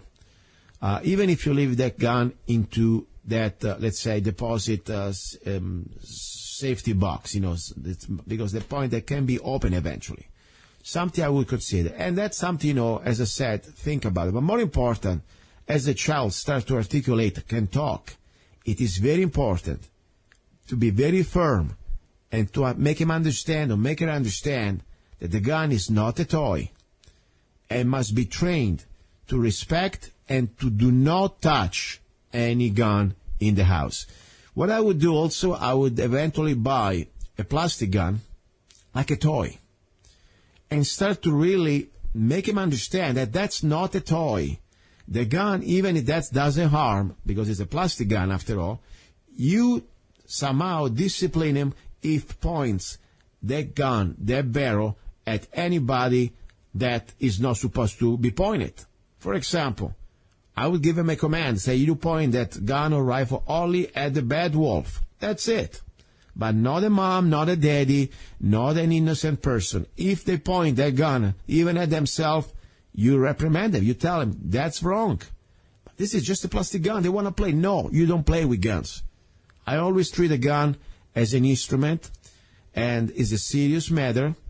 And even as a child, I would give that type of instrument to educate them to respect the gun, to be eventually proficient if they want to do it, but never point it at somebody for fun.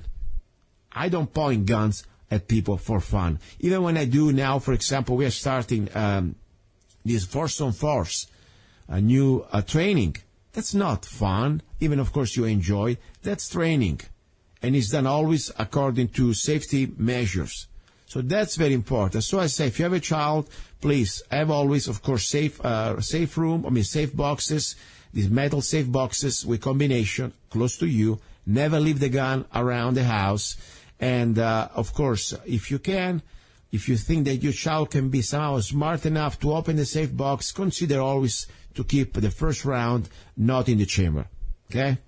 That's the bottom line. Now, there are different solutions, of course. There are also different compartments. You can put your gun, but the point is the child finds out, still be able to get it.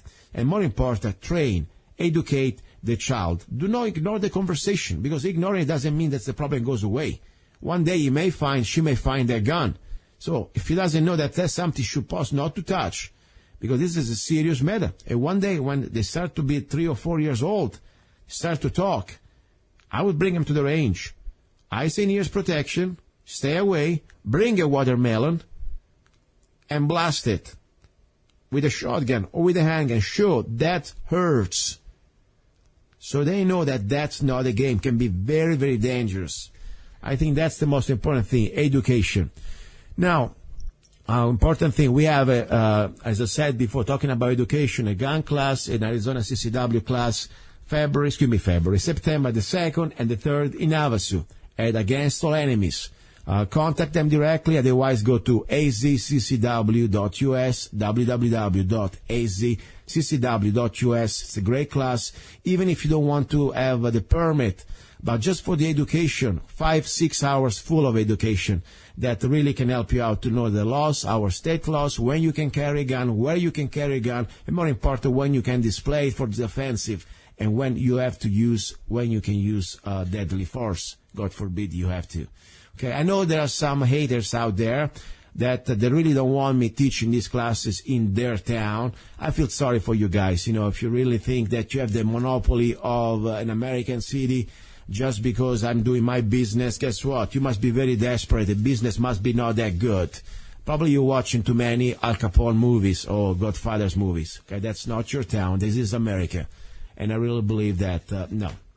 I feel sorry for you, if that's the case. I also know who you are, by the way. Of course, I'm not going to say on the show, but I know that you don't really love competition because you think you are pretty much the bosses. Guess what? As I said, think again. Now, ready for our number 3 is going to be all about love. And I will give you some other points of view when it comes down to love and hate. And many other things. Maybe also some recipes, okay? Do not go away. You're listening to Love, Guns, and Freedom with luca-zanna.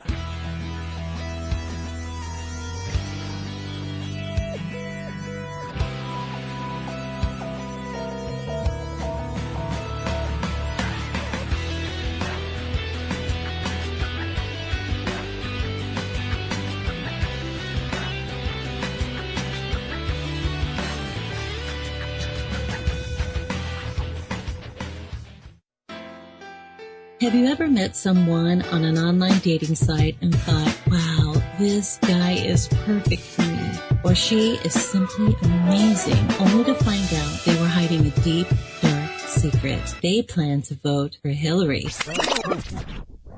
FreedomLovers.us was created for singles who want to exchange ideas and a love for freedom. People who are looking for solutions to create and defend freedom in the real world, and at the same time, getting that once-in-a-lifetime chance to find their true soulmate. Whether you are interested in meeting your soulmate, making new friends, networking, or hanging out with that like-minded liberty lover, visit FreedomLovers.us. It's the first free dating site and community. So patriots, don't waste your time with other dating sites. FreedomLovers.us is the place where like-minded singles really live. Here we go, guys and girls. You're listening to Love, Guns, and Freedom with luca-zanna on KTOX 1340 AM and also 104.1 FM. Don't forget also, if you want to listen to the show on the internet, you can go to www.lovegunsfreedom.com. Now, this is the final hour, the hour about love. Before we go ahead, today I want to talk a little bit about different things. A little bit back to the original format of the show.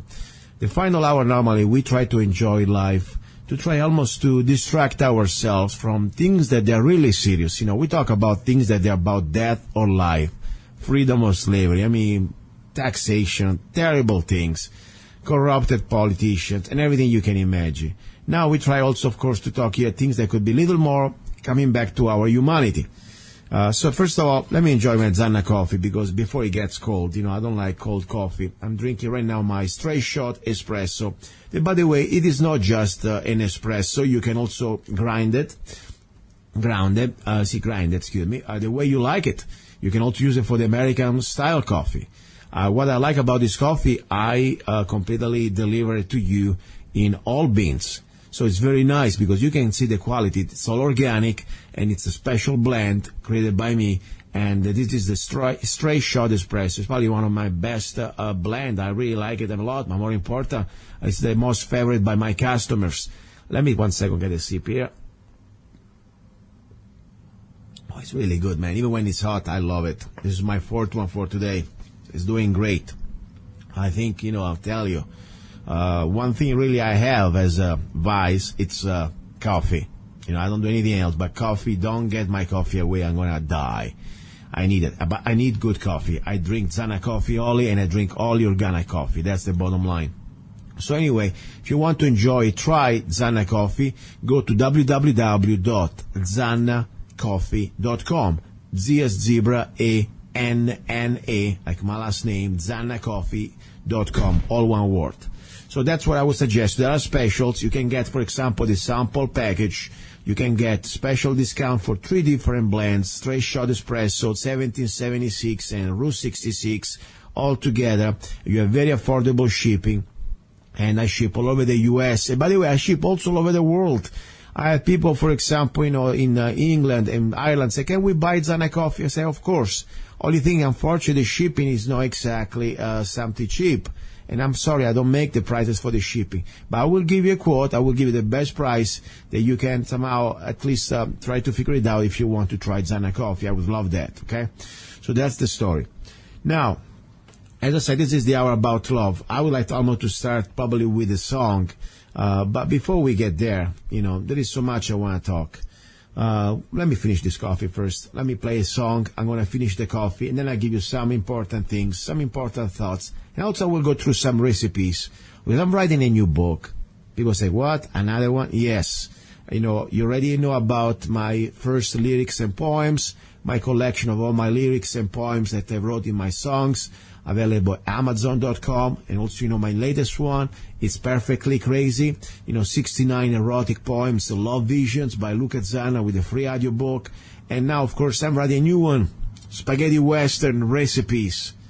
There are about 50 recipes of authentic Italian recipes of pasta. And let's say, first course is mostly pasta, spaghetti, that I readapted according to my taste, and also the fact that I live now in the Southwest. I don't live in Rome anymore, where I can get all the ingredients that I want. So I try to readapt these recipes to my, taste, and also what I can find here. So that's very important. And there's going to be a great book. It's going to be on Amazon.com too. But meanwhile, what I'll do today, I'm going to share with you some recipes without even reading them, just, sharing with you. Okay? Something that you can start to enjoy doing right now. So you don't need to wait for the book. Okay?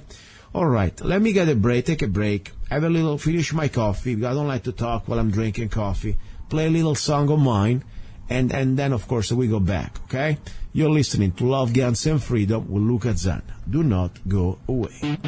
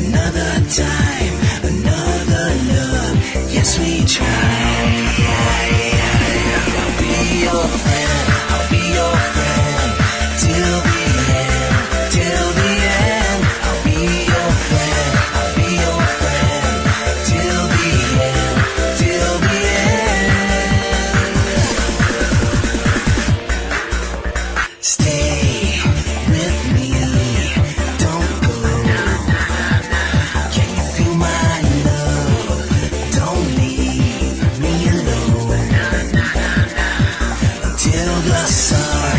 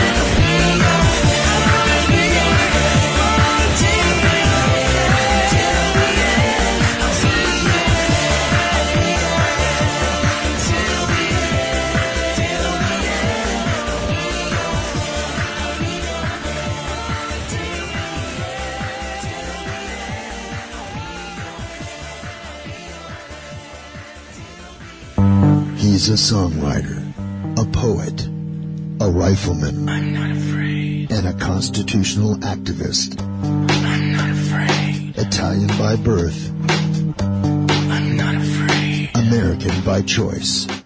Gianluca Zanna. I'm not afraid. And his new CD, Love, Guns, and Freedom. 16 powerful songs on one CD from the heart of a patriot.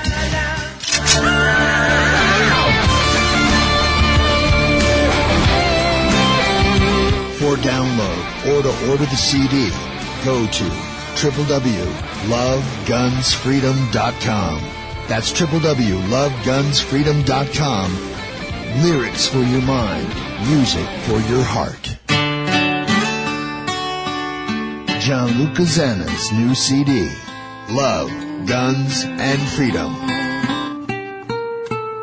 Are you ready to get lost in lust? Immerse yourself in a thunderstorm of emotions and passion. Order Gianluca Zanna's new book, Perfectly Crazy, 69 erotic visions and love poems with forbidden erotic Italian phrases. Perfectly Crazy by Gianluca Zanna. Available all over the world at Amazon.com and www.zanna.us. We are back. This was a little moment of break. 3-hour show, I tell you. For a regular guy like me that English as much I consider my first language because I don't speak Italian anymore, besides with my mom, it's still an effort. Because, I need to keep myself straight. It's not like I'm talking sloppy. I've tried to talk as best as I can. Because when I'm tired, 3 hours, I start to talk like a blend of Italian, English, weird stuff. I'm telling you. Yes, people say, but look, you've been almost here 20 years, for God's sake. It's true. But still, when I get tired, I don't know. The fact that I wasn't born here, I didn't go to school, my English, it gets kind of sloppy. So I need to focus on the words. So that's the point. It's an effort, and I love it. Don't get me wrong. It gives me an opportunity to be challenging myself. Because at the end of the day, I look at this like an improvement. Since the moment I came to the show, it was an opportunity to learn from other people, first of all, to get better, and also to, I tell you, even just focusing on my communication skills. Because after all, it doesn't happen every day that you talk to to an audience over the microphone for 3 hours, almost for 4 years. That's what I've been doing. Now, let's go back to the point. This is the hour about love. First of all, I feel sad, really, even maybe sad is not the right word, but I feel kind of disappointed by humanity when I see, for example, such evil, in general, evil. Evil can be under many forms. It is not just the person that try to harm you physically, try to stab you, that's evil, of course. Try to kill you, that's very evil. But also when people that become jealous. They are jealous and they cannot, just do their life, do their business, and they need to find a way to lie about you and to try to completely just create harm and try to set you up. Let me tell you a little bit more about that. This is not even about me. I'm not trying to make this about me. This is about in general. I'm sure there are people in your life that they are like that. You just want to do your things, and they have an agenda. They don't like you. They don't like what you're doing. And at that point, they will try to do everything they can behind your back. And sometimes, it's not just bad mouthing or bad word, that's bad enough, I hate gossip especially about lies. It's unfortunately some people, they try also to take what is yours and mess up with your freedom. Try to say lies about you. Okay? So that's very sad. Let me go more specific because I want to be specific here without getting into details. I'm doing different things. I enjoy what I do. It is not even a job for me or a business. It's really it's my mission. For example, one of the things I like is to teach people how to become responsible gun owners. and to be trained and to be law-abiding people that understand the basic safety and also laws of our state of Arizona. So I also do Arizona CCW classes.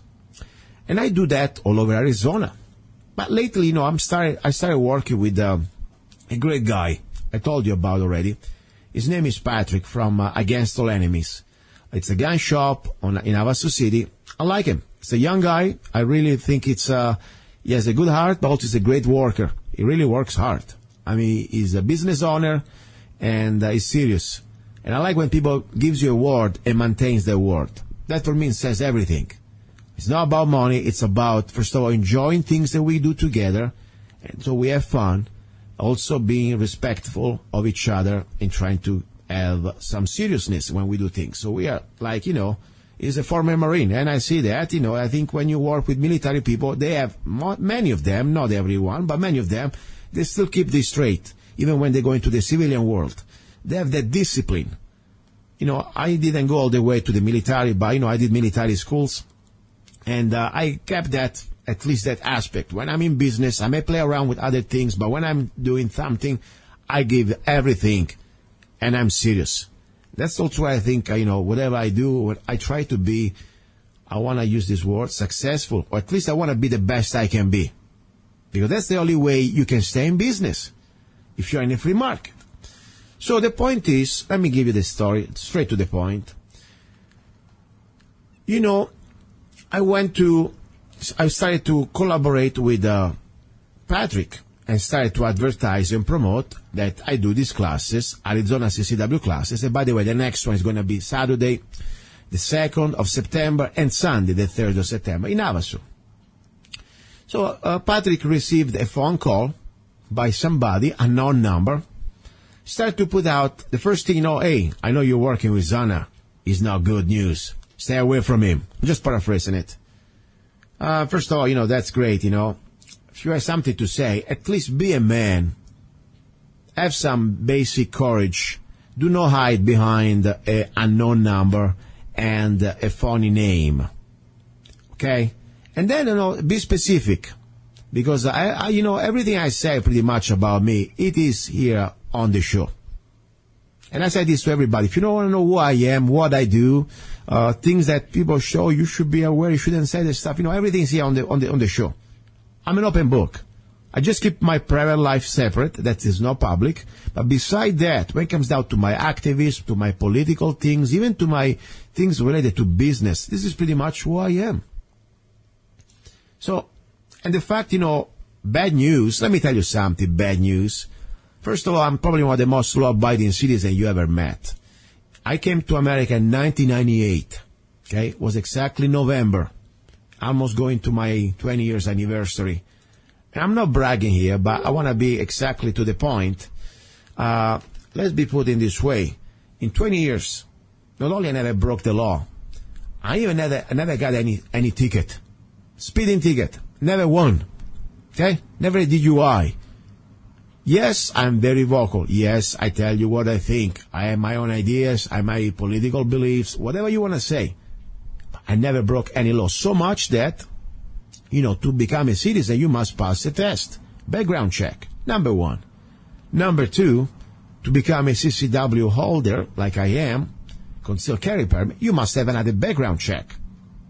Then, as a gun manufacturer, federally licensed, you must have another background check. So, tell me about this bad news, something that I don't know. Yeah, if you are a communist, if you are against our republic, if you are, or maybe just part of the establishment, corruption, doesn't matter if it's a federal level, state level, county level, city level, yes, I have a mouth, and my duty as an American is to talk about this and expose you. That's for sure. That's bad news. Yes, I'm bad news. When it comes down to that, I'm bad news.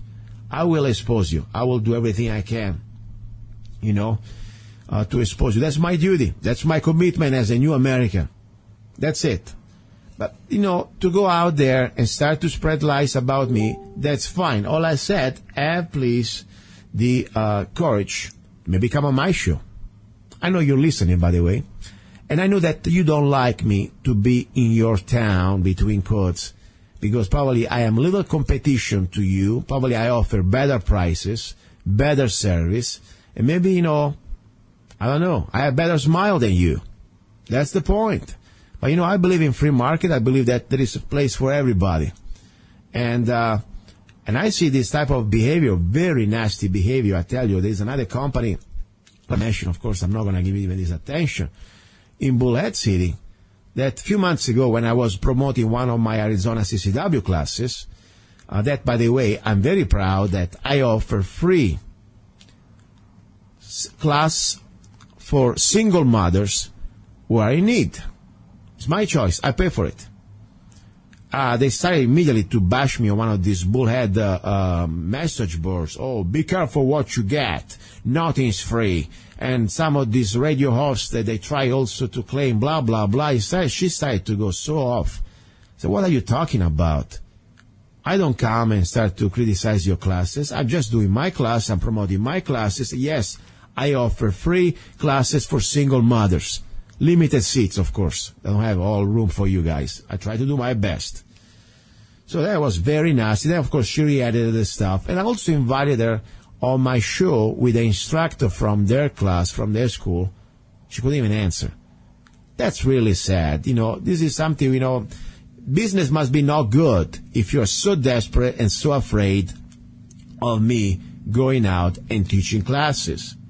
Sorry. I could do these classes for free, by the way. Maybe I didn't tell you that. I don't even need the money. Because I used to pretty much volunteer my time before I became an NRA instructor and all different qualifications I have, doing it for free. I used to teach rifle, at least I don't even want to use the word teaching, sharing what I know at the range. As people go to churches to try to help others or whatever. You go to hospitals or whatever, volunteers. That's why the way I volunteers. I go to the range and try to keep people safe. So if you really want to mess with you, guess what? I start to do classes for free. How does it sound? Now you're going to really be afraid. But the point here is, don't be nasty. Be nice. One day you're going to look back at your life as a miserable human being that you are and see, look at that. I was backstabbing Mr. Zanna, luca-zanna. Why? Because he was just doing his business. He was minding his business. And I was even a man enough to tell him in person to come on his show and tell him that I didn't like him and I was spreading lies behind his back. Now, I have much more respect if you go out on my show and you tell me, look, I don't like you because this, and I'll let you talk. I'm not going to hang up on you. I promise. So this is the part about my part of love. I show you that I love you. Even if I call you names maybe a little bit, I still love you. Because I feel pity for you. You must be a desperate people. That you are so concerned about me and my businesses. Seriously.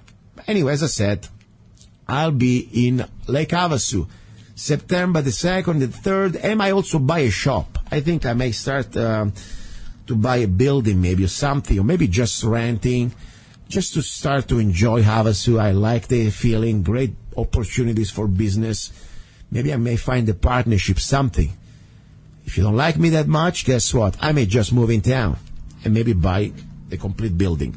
Okay? I think it sounds like a great idea. Besides that, now, I'm not trying to do this to be sarcastic. This is a serious matter. Because jealousy and hate, it's a very powerful emotion.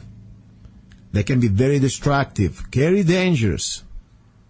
Can be sometimes just an innocent aspect that can go very, very deep.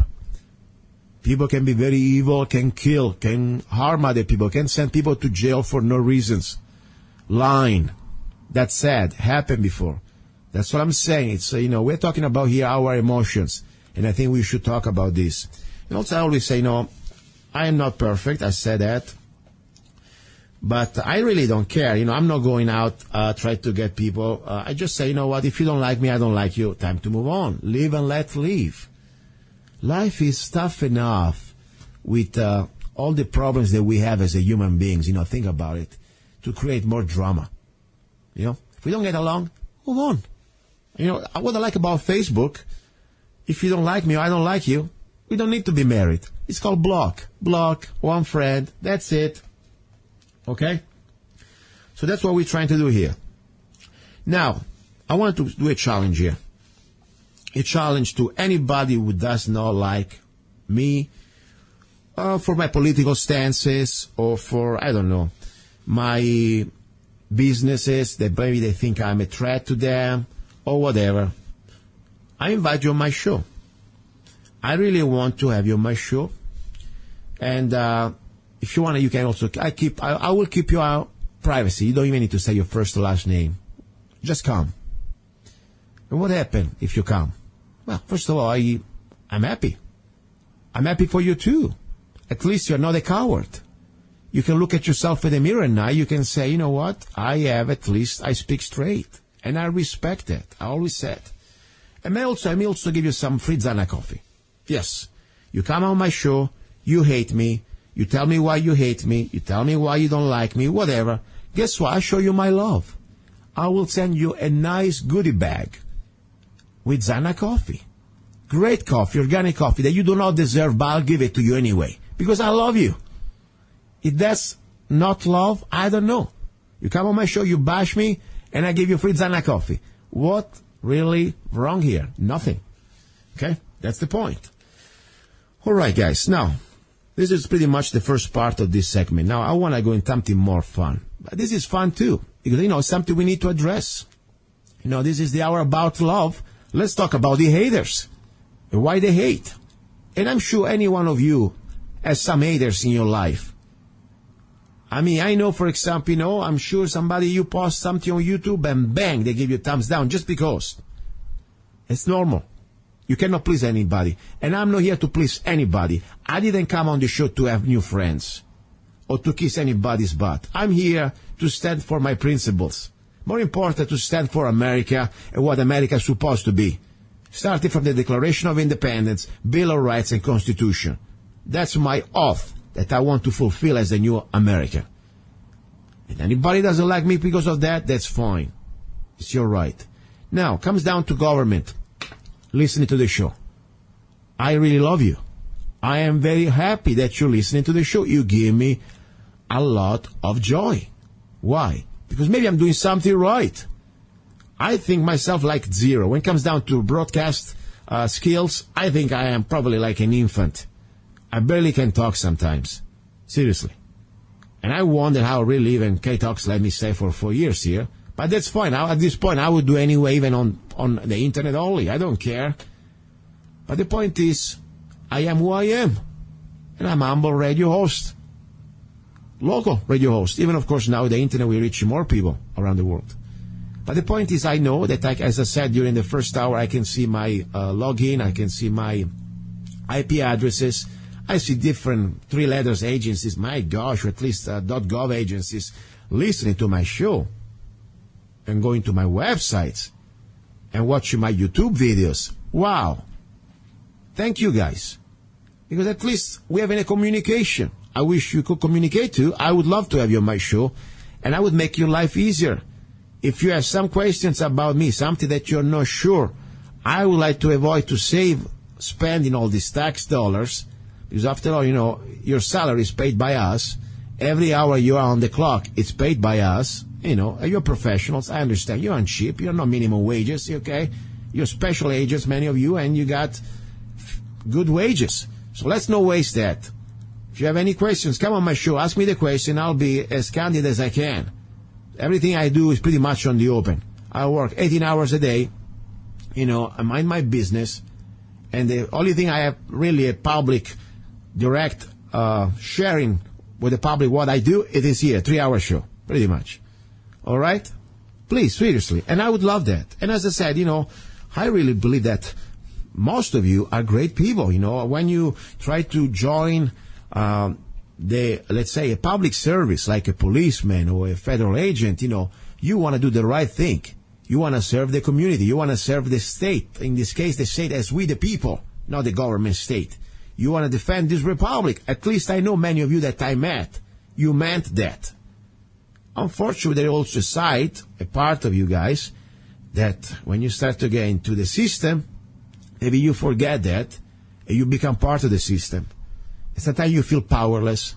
You feel, after all, you're surrounded by people that They don't have the same vision of you. You don't want to be called names. More important, you don't want to lose your job. You don't want to lose your benefits. You don't want to lose that promotion. I understand that too. At the same time, you got to do what is right. So one day, as I said, it is more than just a promotion. It is more than just, your job. It's going to be your sons, your daughters, all the people coming after you, and after yourself too. I mean, think about it. One day you will become a regular guy too. Back. You're retired. You won't have any more that badge. I mean, look at Sheriff Arpaio, okay? Sheriff Arpaio. We may agree or not with him. That's another story. But he's a man that had a lot of power. He was probably the most famous sheriff in the country. A lot of things I agree with him when it comes down to immigration, other things I don't agree. But the point is now, look what happened to him. He was sentenced to 6 months in jail. And the problem was, for me, that he didn't have a fair trial. Because normally, every time you have to face consequences like jail, you're supposed to have at least a jury of your peers, like it or not. He didn't have a jury of his peers. What I understand, and correct me if I am wrong, what I follow so far, it was just a judge. You see how the system is being already pretty much corrupted. And here we're talking about jail sentence. The problem is that, not everybody's Sheriff Arpaio, not everybody's friend with President Trump. You may get a pardon. Many of us, if they throw the book at you and if they find a way to get you, without due process, my opinion, you're going to pretty much face the consequences of tyranny. So that's what I'm saying. And this is my message also for all the agencies, more important, the federal agents out there. Don't forget, you're still one of us. That's why the Constitution was created, not to give us rights, but to constrain government. That's the idea. And please, use your brain, use your heart. Don't just go with, just don't follow the orders. That's my point. Sometimes, you don't follow the orders, every orders. Because some people follow the orders, they found themselves in Nuremberg trial. Don't forget that. All right. So anyway, as I said, I promise you this is going to be an hour that I've been ranting a little bit. And if you want to be on the show, I want you on the show too. You can come on the show. As I said, I welcome you on the show, especially if you have something to say that you don't like about me. I would love that. And as I offer my special act of love, free Zanna Coffee. Come on my show, I send you free Zanna Coffee. Period. No question asked. Okay? Just keep mothers and family away. You can say everything you want about me. That's fine. Keep the family separated, and we're all set. We're straight. Okay? I can challenge you easily here in the arena of the ideas, on the show, civilly. All right. Now, little break. You're listening to Love, Guns, and Freedom with luca-zanna. And then at the second part, I want to go back to my fun part. Because, I've been very serious lately. I'm telling you.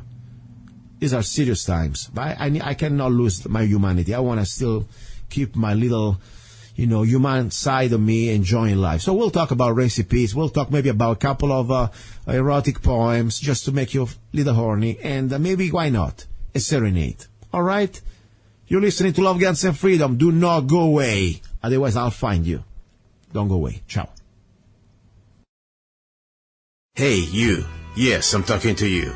You deserve a break. Enjoy a moment of indulgence. It's time for Zanna Coffee. Guilt-free pleasure. Zanna Coffee is the organic coffee to amplify your senses and enhance love for life, liberty, and the pursuit of happiness. Only the best organic and GMO-free coffee beans from around the world that I selected. Zanna Coffee brings you happiness in every cup. Fair trade certified, sustainable organic coffee. That means we do not use slaves. Free Zanna songs with every coffee bag. Find Zanna Coffee at www.zannacoffee.com. www.zannacoffee.com. Get your coffee bag now. Don't be cheap. Life is too short, and you deserve the best. The final segment. This is the final hour of Love, Guns, and Freedom, but we're almost getting close to the final segment. We talk about love.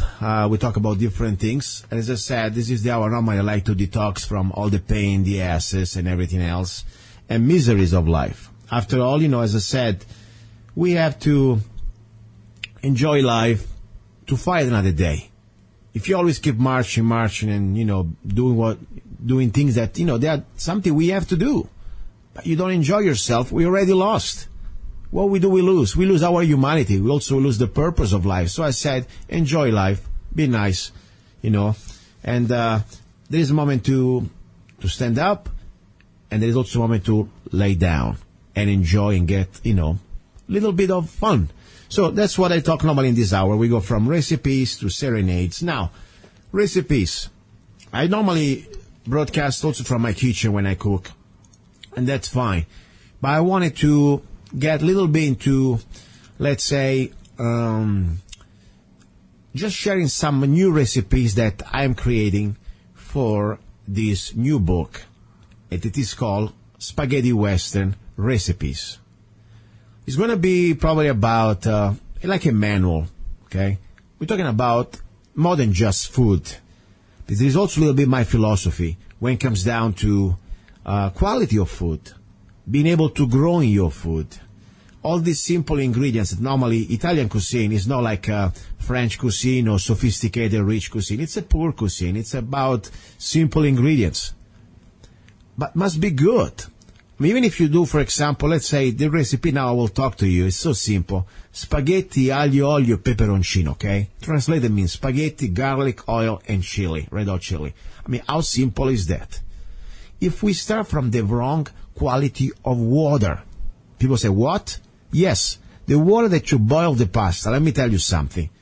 If it's water from the municipality, most of every city out there, they have mandated at least chlorination and different chemicals technically to keep the water safe, so they say.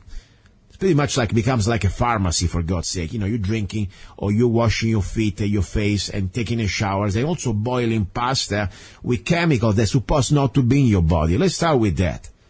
Your pasta is going to taste like crap. Yes, you start from the basics. All the ingredients must be pure, almost like you are a scientist. So, start with this recipe. Spaghetti, aglio e olio e peperoncino. So I also teach a little bit of Italian. Spaghetti, I know Americans normally we say, I'm in America, but I don't say spaghetti. I say spaghetti. Learn here. Start to speak the right way. Spaghetti.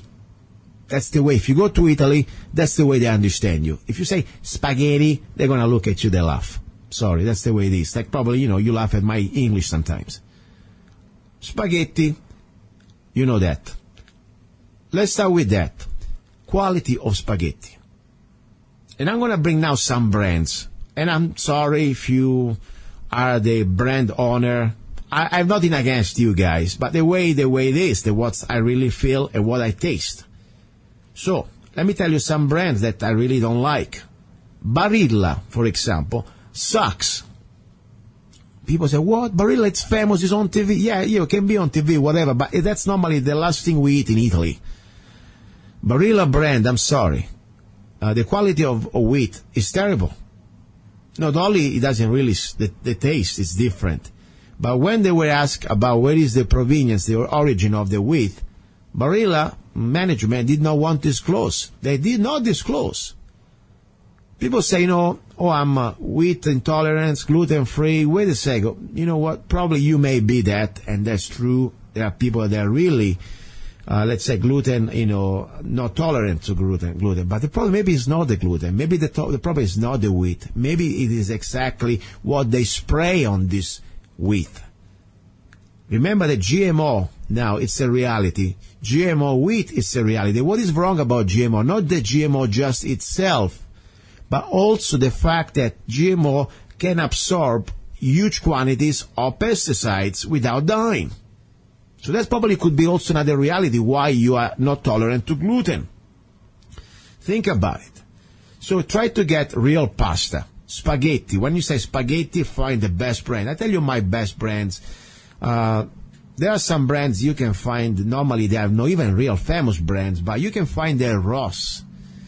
There are some really unique, especially from Bari, southern Italy. They are very custom made, very nice, especially when you find them, for example, bronze, cut with bronze machinery. They're really good normally. But there is one brand, it's pretty famous in Italy. It's called DiCicco. DiCicco. DiCicco. I like it. It's a good quality. If you can find the organic pasta, even better.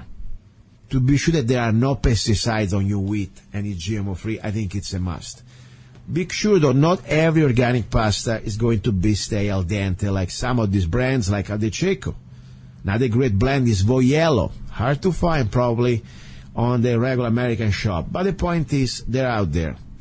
Smith's, by the way, this grocery shop chain, they have a great pasta from Italy. I forgot the name, but I will tell you next time.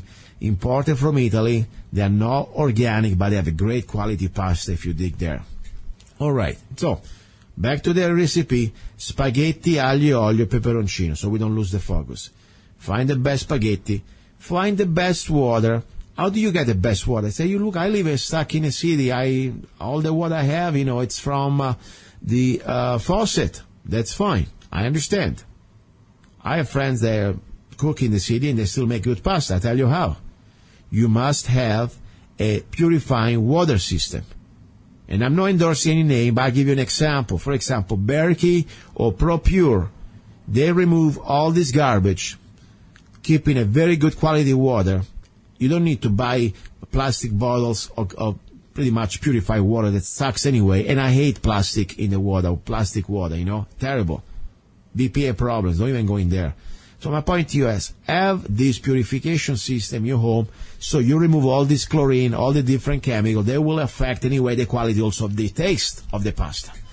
So you got pasta, spaghetti, water. Then what we need, aglio, olio, and peperoncino. So simple. Even somebody like, an Obamanoid can do that. Even a fascist, that supports Hillary Clinton can do that. Okay? Anybody can do that. So don't worry about it. Just listen to me. And I love you too, okay? If you're like one of these Antifa, retarded people, you deserve a plate of pasta. Maybe you're going to feel better with life. You're going to be less nasty and do not attack people on the street. Maybe that's going to be the cure to cure your stupidity. Good meal, nice glass of wine, go to sleep, have fun. All right. Spaghetti, you know that. Acqua, you know that. Now, olio. Aglio and olio. Let's start with the aglio. Garlic. When you say garlic, don't just go to the shop and buy the first garlic you find, because probably it's from China. Fact. What's wrong with China? Everything. You have no idea how they're growing that freaking garlic. Okay? Maybe probably in some nuclear waste. Only God knows. And problem is, whenever you see this garlic very washed out, that doesn't gets washed out by nature. That's chemically washed out. So terrible. You need to have good quality garlic. How you make your garlic? Or you buy organic, try to buy always US. Or grow your garlic. It's so simple. And I'll tell you also how to grow it. This is why I'm here. This is the purpose of the show. I'm not just trying to, give you a recipe. I want to encourage you to be independent. So, first of all, you get a good source of garlic. So find, for example, a good organic garlic head. When you got the garlic, you see that you remove the different type of the head. You break it down, and you have the individual cloves. So you put them in the dirt. Simple as that. Sticking up in the right direction, and you will see the right direction because it starts to sprout, and you will see green coming up. Guess what? Give it a couple of months, give it water, and every one of these cloves, they will become garlic heads. Great. So you make your own garlic. That's so beautiful.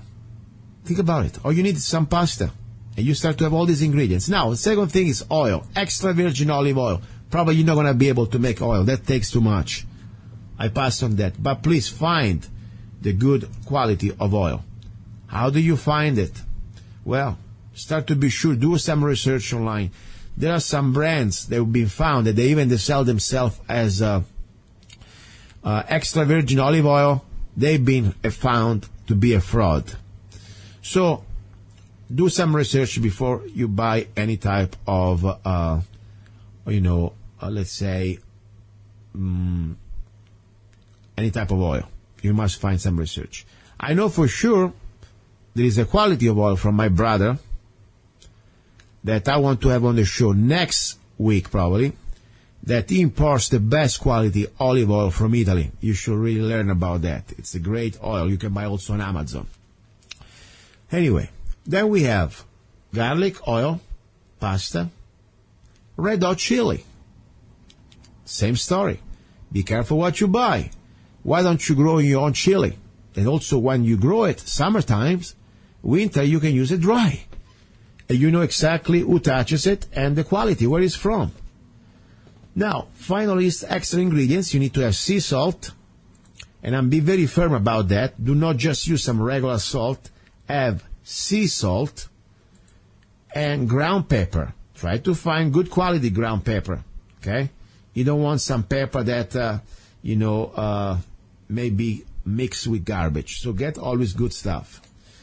Now, we have all the ingredients lined up. How do we cook the spaghetti aglio e peperoncino? It's very simple. It's so simple that it's going to take you really little. Now, first of all, we need a big pot to boil the water. We've been boiling the water. Meanwhile, the water is boiling, you get a frying pan. Do not use this Teflon type frying pan. Teflon is bad.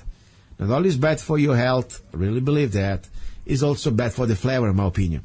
Try to use steel or cast iron. That's the way. So you get about probably, let's say, I like to go large here, 4 or 5 tablespoons of extra virgin olive oil. You put it on the frying pan. You put a very low temperature. You don't want to make it burn. Low. Meanwhile, the hot water is going.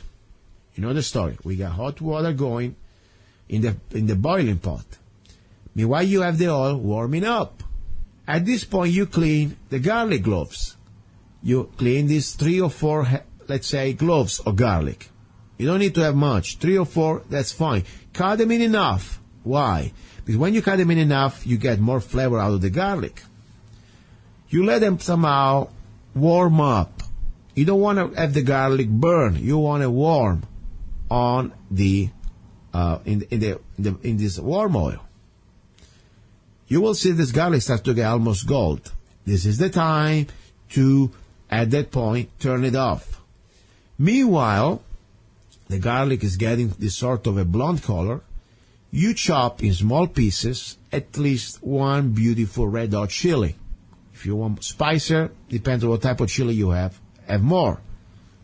And let it sit there in this oil blending with garlic, having a great orgy with the chili. All together, it's going to be an orgy of flavors. Now, meanwhile, the water is going to be boiling. What do? You add salt. Yes, sea salt. How much sea salt? Depends on you. Sometimes it's better to put less because you can always add it, but I'm pretty good at that. I know how much salt normally I put in my pasta. Personal flavors, personal taste. What do you do now? You put the pasta down. Serving. Oh, some of these packaging, especially in America, they say, 8-person serving out of 1 pound. Are you kidding me? I eat that by myself. But whatever, I have an idea that this pasta depends how hungry you are. Normally, out of 1 pound, I say 2 people, like me. I wouldn't go more than that, but, depends. Spaghetti aglio peperoncino is pretty, let's say, simple recipe, so not going to have much more, so consider that you're going to get hungry. So anyway, you boil the pasta. You drop the pasta inside when the water starts boiling. Let it sit till the pasta starts to become al dente. What does that mean, al dente? It means that it's not floppy. Remember, the pasta will keep cooking even when the water is turned off. So you don't want to turn the water off when the pasta is already cooked. My little tip is going to be always little al dente, that it will keep cooking now when we drop it in the pan. And I'll show you how and why. So let's say normally the average spaghetti may be 7-8 minutes. Yes, you should read also the back of the instructions of the packaging paper, but that sometimes doesn't mean anything. Okay? So anyway, you boil the pasta is almost ready.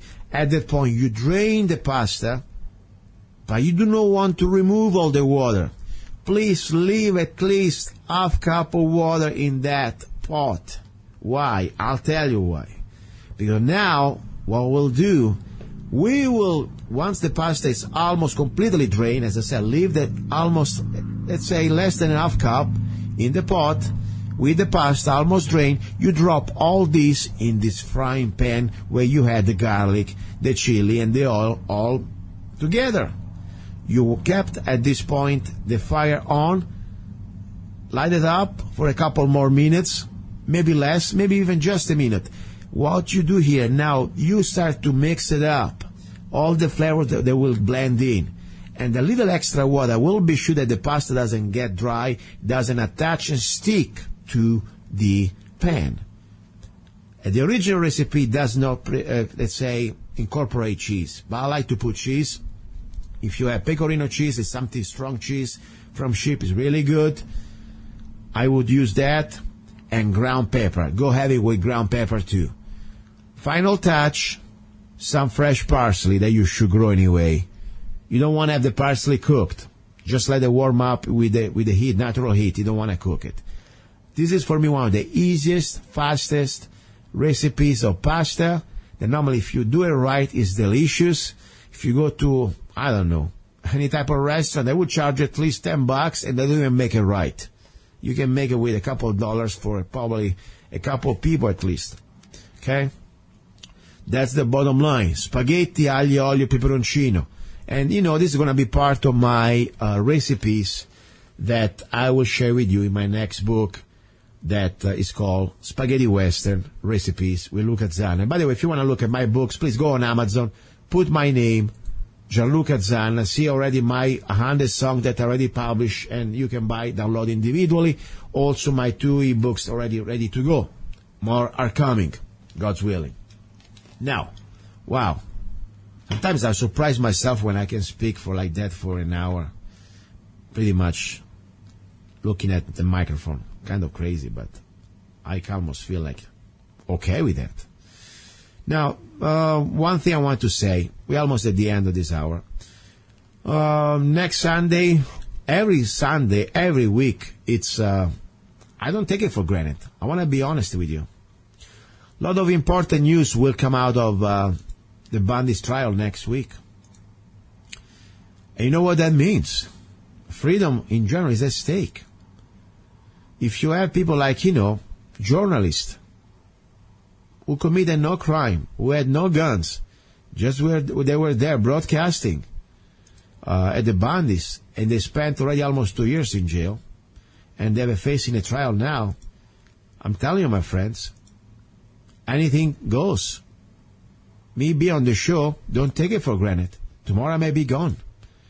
All I can say, I'm here, I'm doing my best. And I hope other people will do their part. At the same time, I just hope and pray, you know,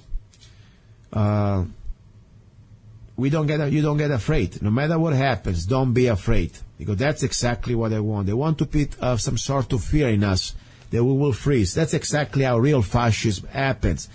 People say fascism, we are communists. No, this is all the same. Fascism and communism may be different colors, but it's the same type of concept.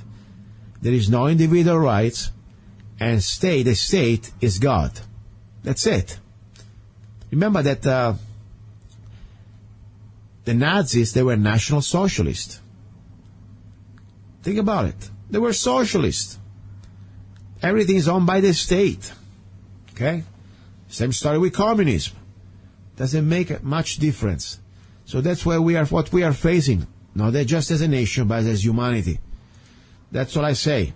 Now, also want to go back to remind you, freedomlovers.us. Great website. I did it with love for you guys. It's free. All you have to do is go to freedomlovers.us. You can create an account. And you can start to meet people, enjoy friendship from people from around the world. And what we have in common there, we believe in freedom. Simple as that. It's not about political ideas. It's not about right or wrong. I mean, it could be left or right. It's about, or you believe in the rights of the individual or not. And that also believes that the individual is supposed to have in my opinion, what we used to have in our Bill of Rights. So you see, if everybody had that type of mindset, you realize that you are no more a left or a right. If you believe in the Bill of Rights, if you believe in respecting property rights, if you believe that the government should supposed not to extort against your will the fruit of your labor, we all get along. Seriously. That's the bottom line. So go to freedomlovers.us, and also you can find a friend, maybe a girlfriend, a boyfriend, anything. Oh, before I forget, I'm looking for a model. Yes, I have a T-shirt that I created. It's called the Freedom Rifle T-shirt, and exactly the slogan, the message on this T-shirt is, slaves are never armed. I am not a slave. Very powerful message. And also is the message of this T-shirt that you can find at ar15shop.us, www.ar15shop.us. I want a model, a black man, also a black woman, who wants to wear this T-shirt with pride while carrying the Don't Trade on Us rifle. There is nothing to say. It's going to be a photo ops, just photo operation. Maybe a short video, just standing tall and proud. And the concept is this. The moment that they disarm you, they enslave you. You become a subject. That's why the first real gun control started during the racial oppression of the black people. The first gun control was for the black people. Let's not forget that. Then we all became black. Then all we became, slaves. But that's why we got to fight gun control.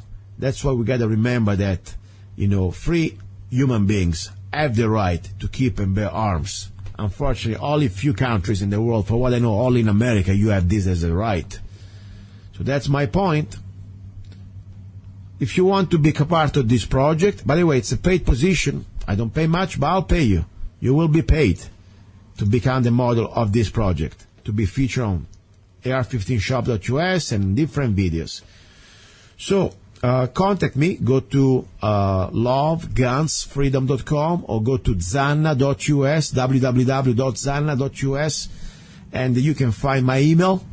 Send me an email, say, I want to be the model. All you have to be is a black man or black woman. You don't need to be a model. You don't need to be, pretty, regular guy, regular lady. But you must be a law-abiding person. If you are a felon, you cannot touch a gun, okay? No, at least in front of me. So that's the point. And I'm not saying that because you're black, you must be a felon. You could be also a white person. I tell you the same thing. If you got a felony problem, you're not allowed to touch my guns. Okay? That's the way it is. I may give you a prop, but I don't have props. So that's the bottom line. For the photo ops, I normally use real guns. Even, of course, I make them safe. Okay? Now, God's willing, I'll talk to you next Sunday. And I appreciate your listening. Seriously. And as I said, I read now, again, the offer. For all the haters, if you hate me, instead of backstab me in the back, come on my show. Tell me why you don't like me, especially if you're jealous about my great AZ CCW classes in Arizona, especially in Lake Havasu. Come on my show and I will send you some free Zanna coffee. It's been an honor. You'll be listening to Love, Guns, and Freedom with Luca-Zanna.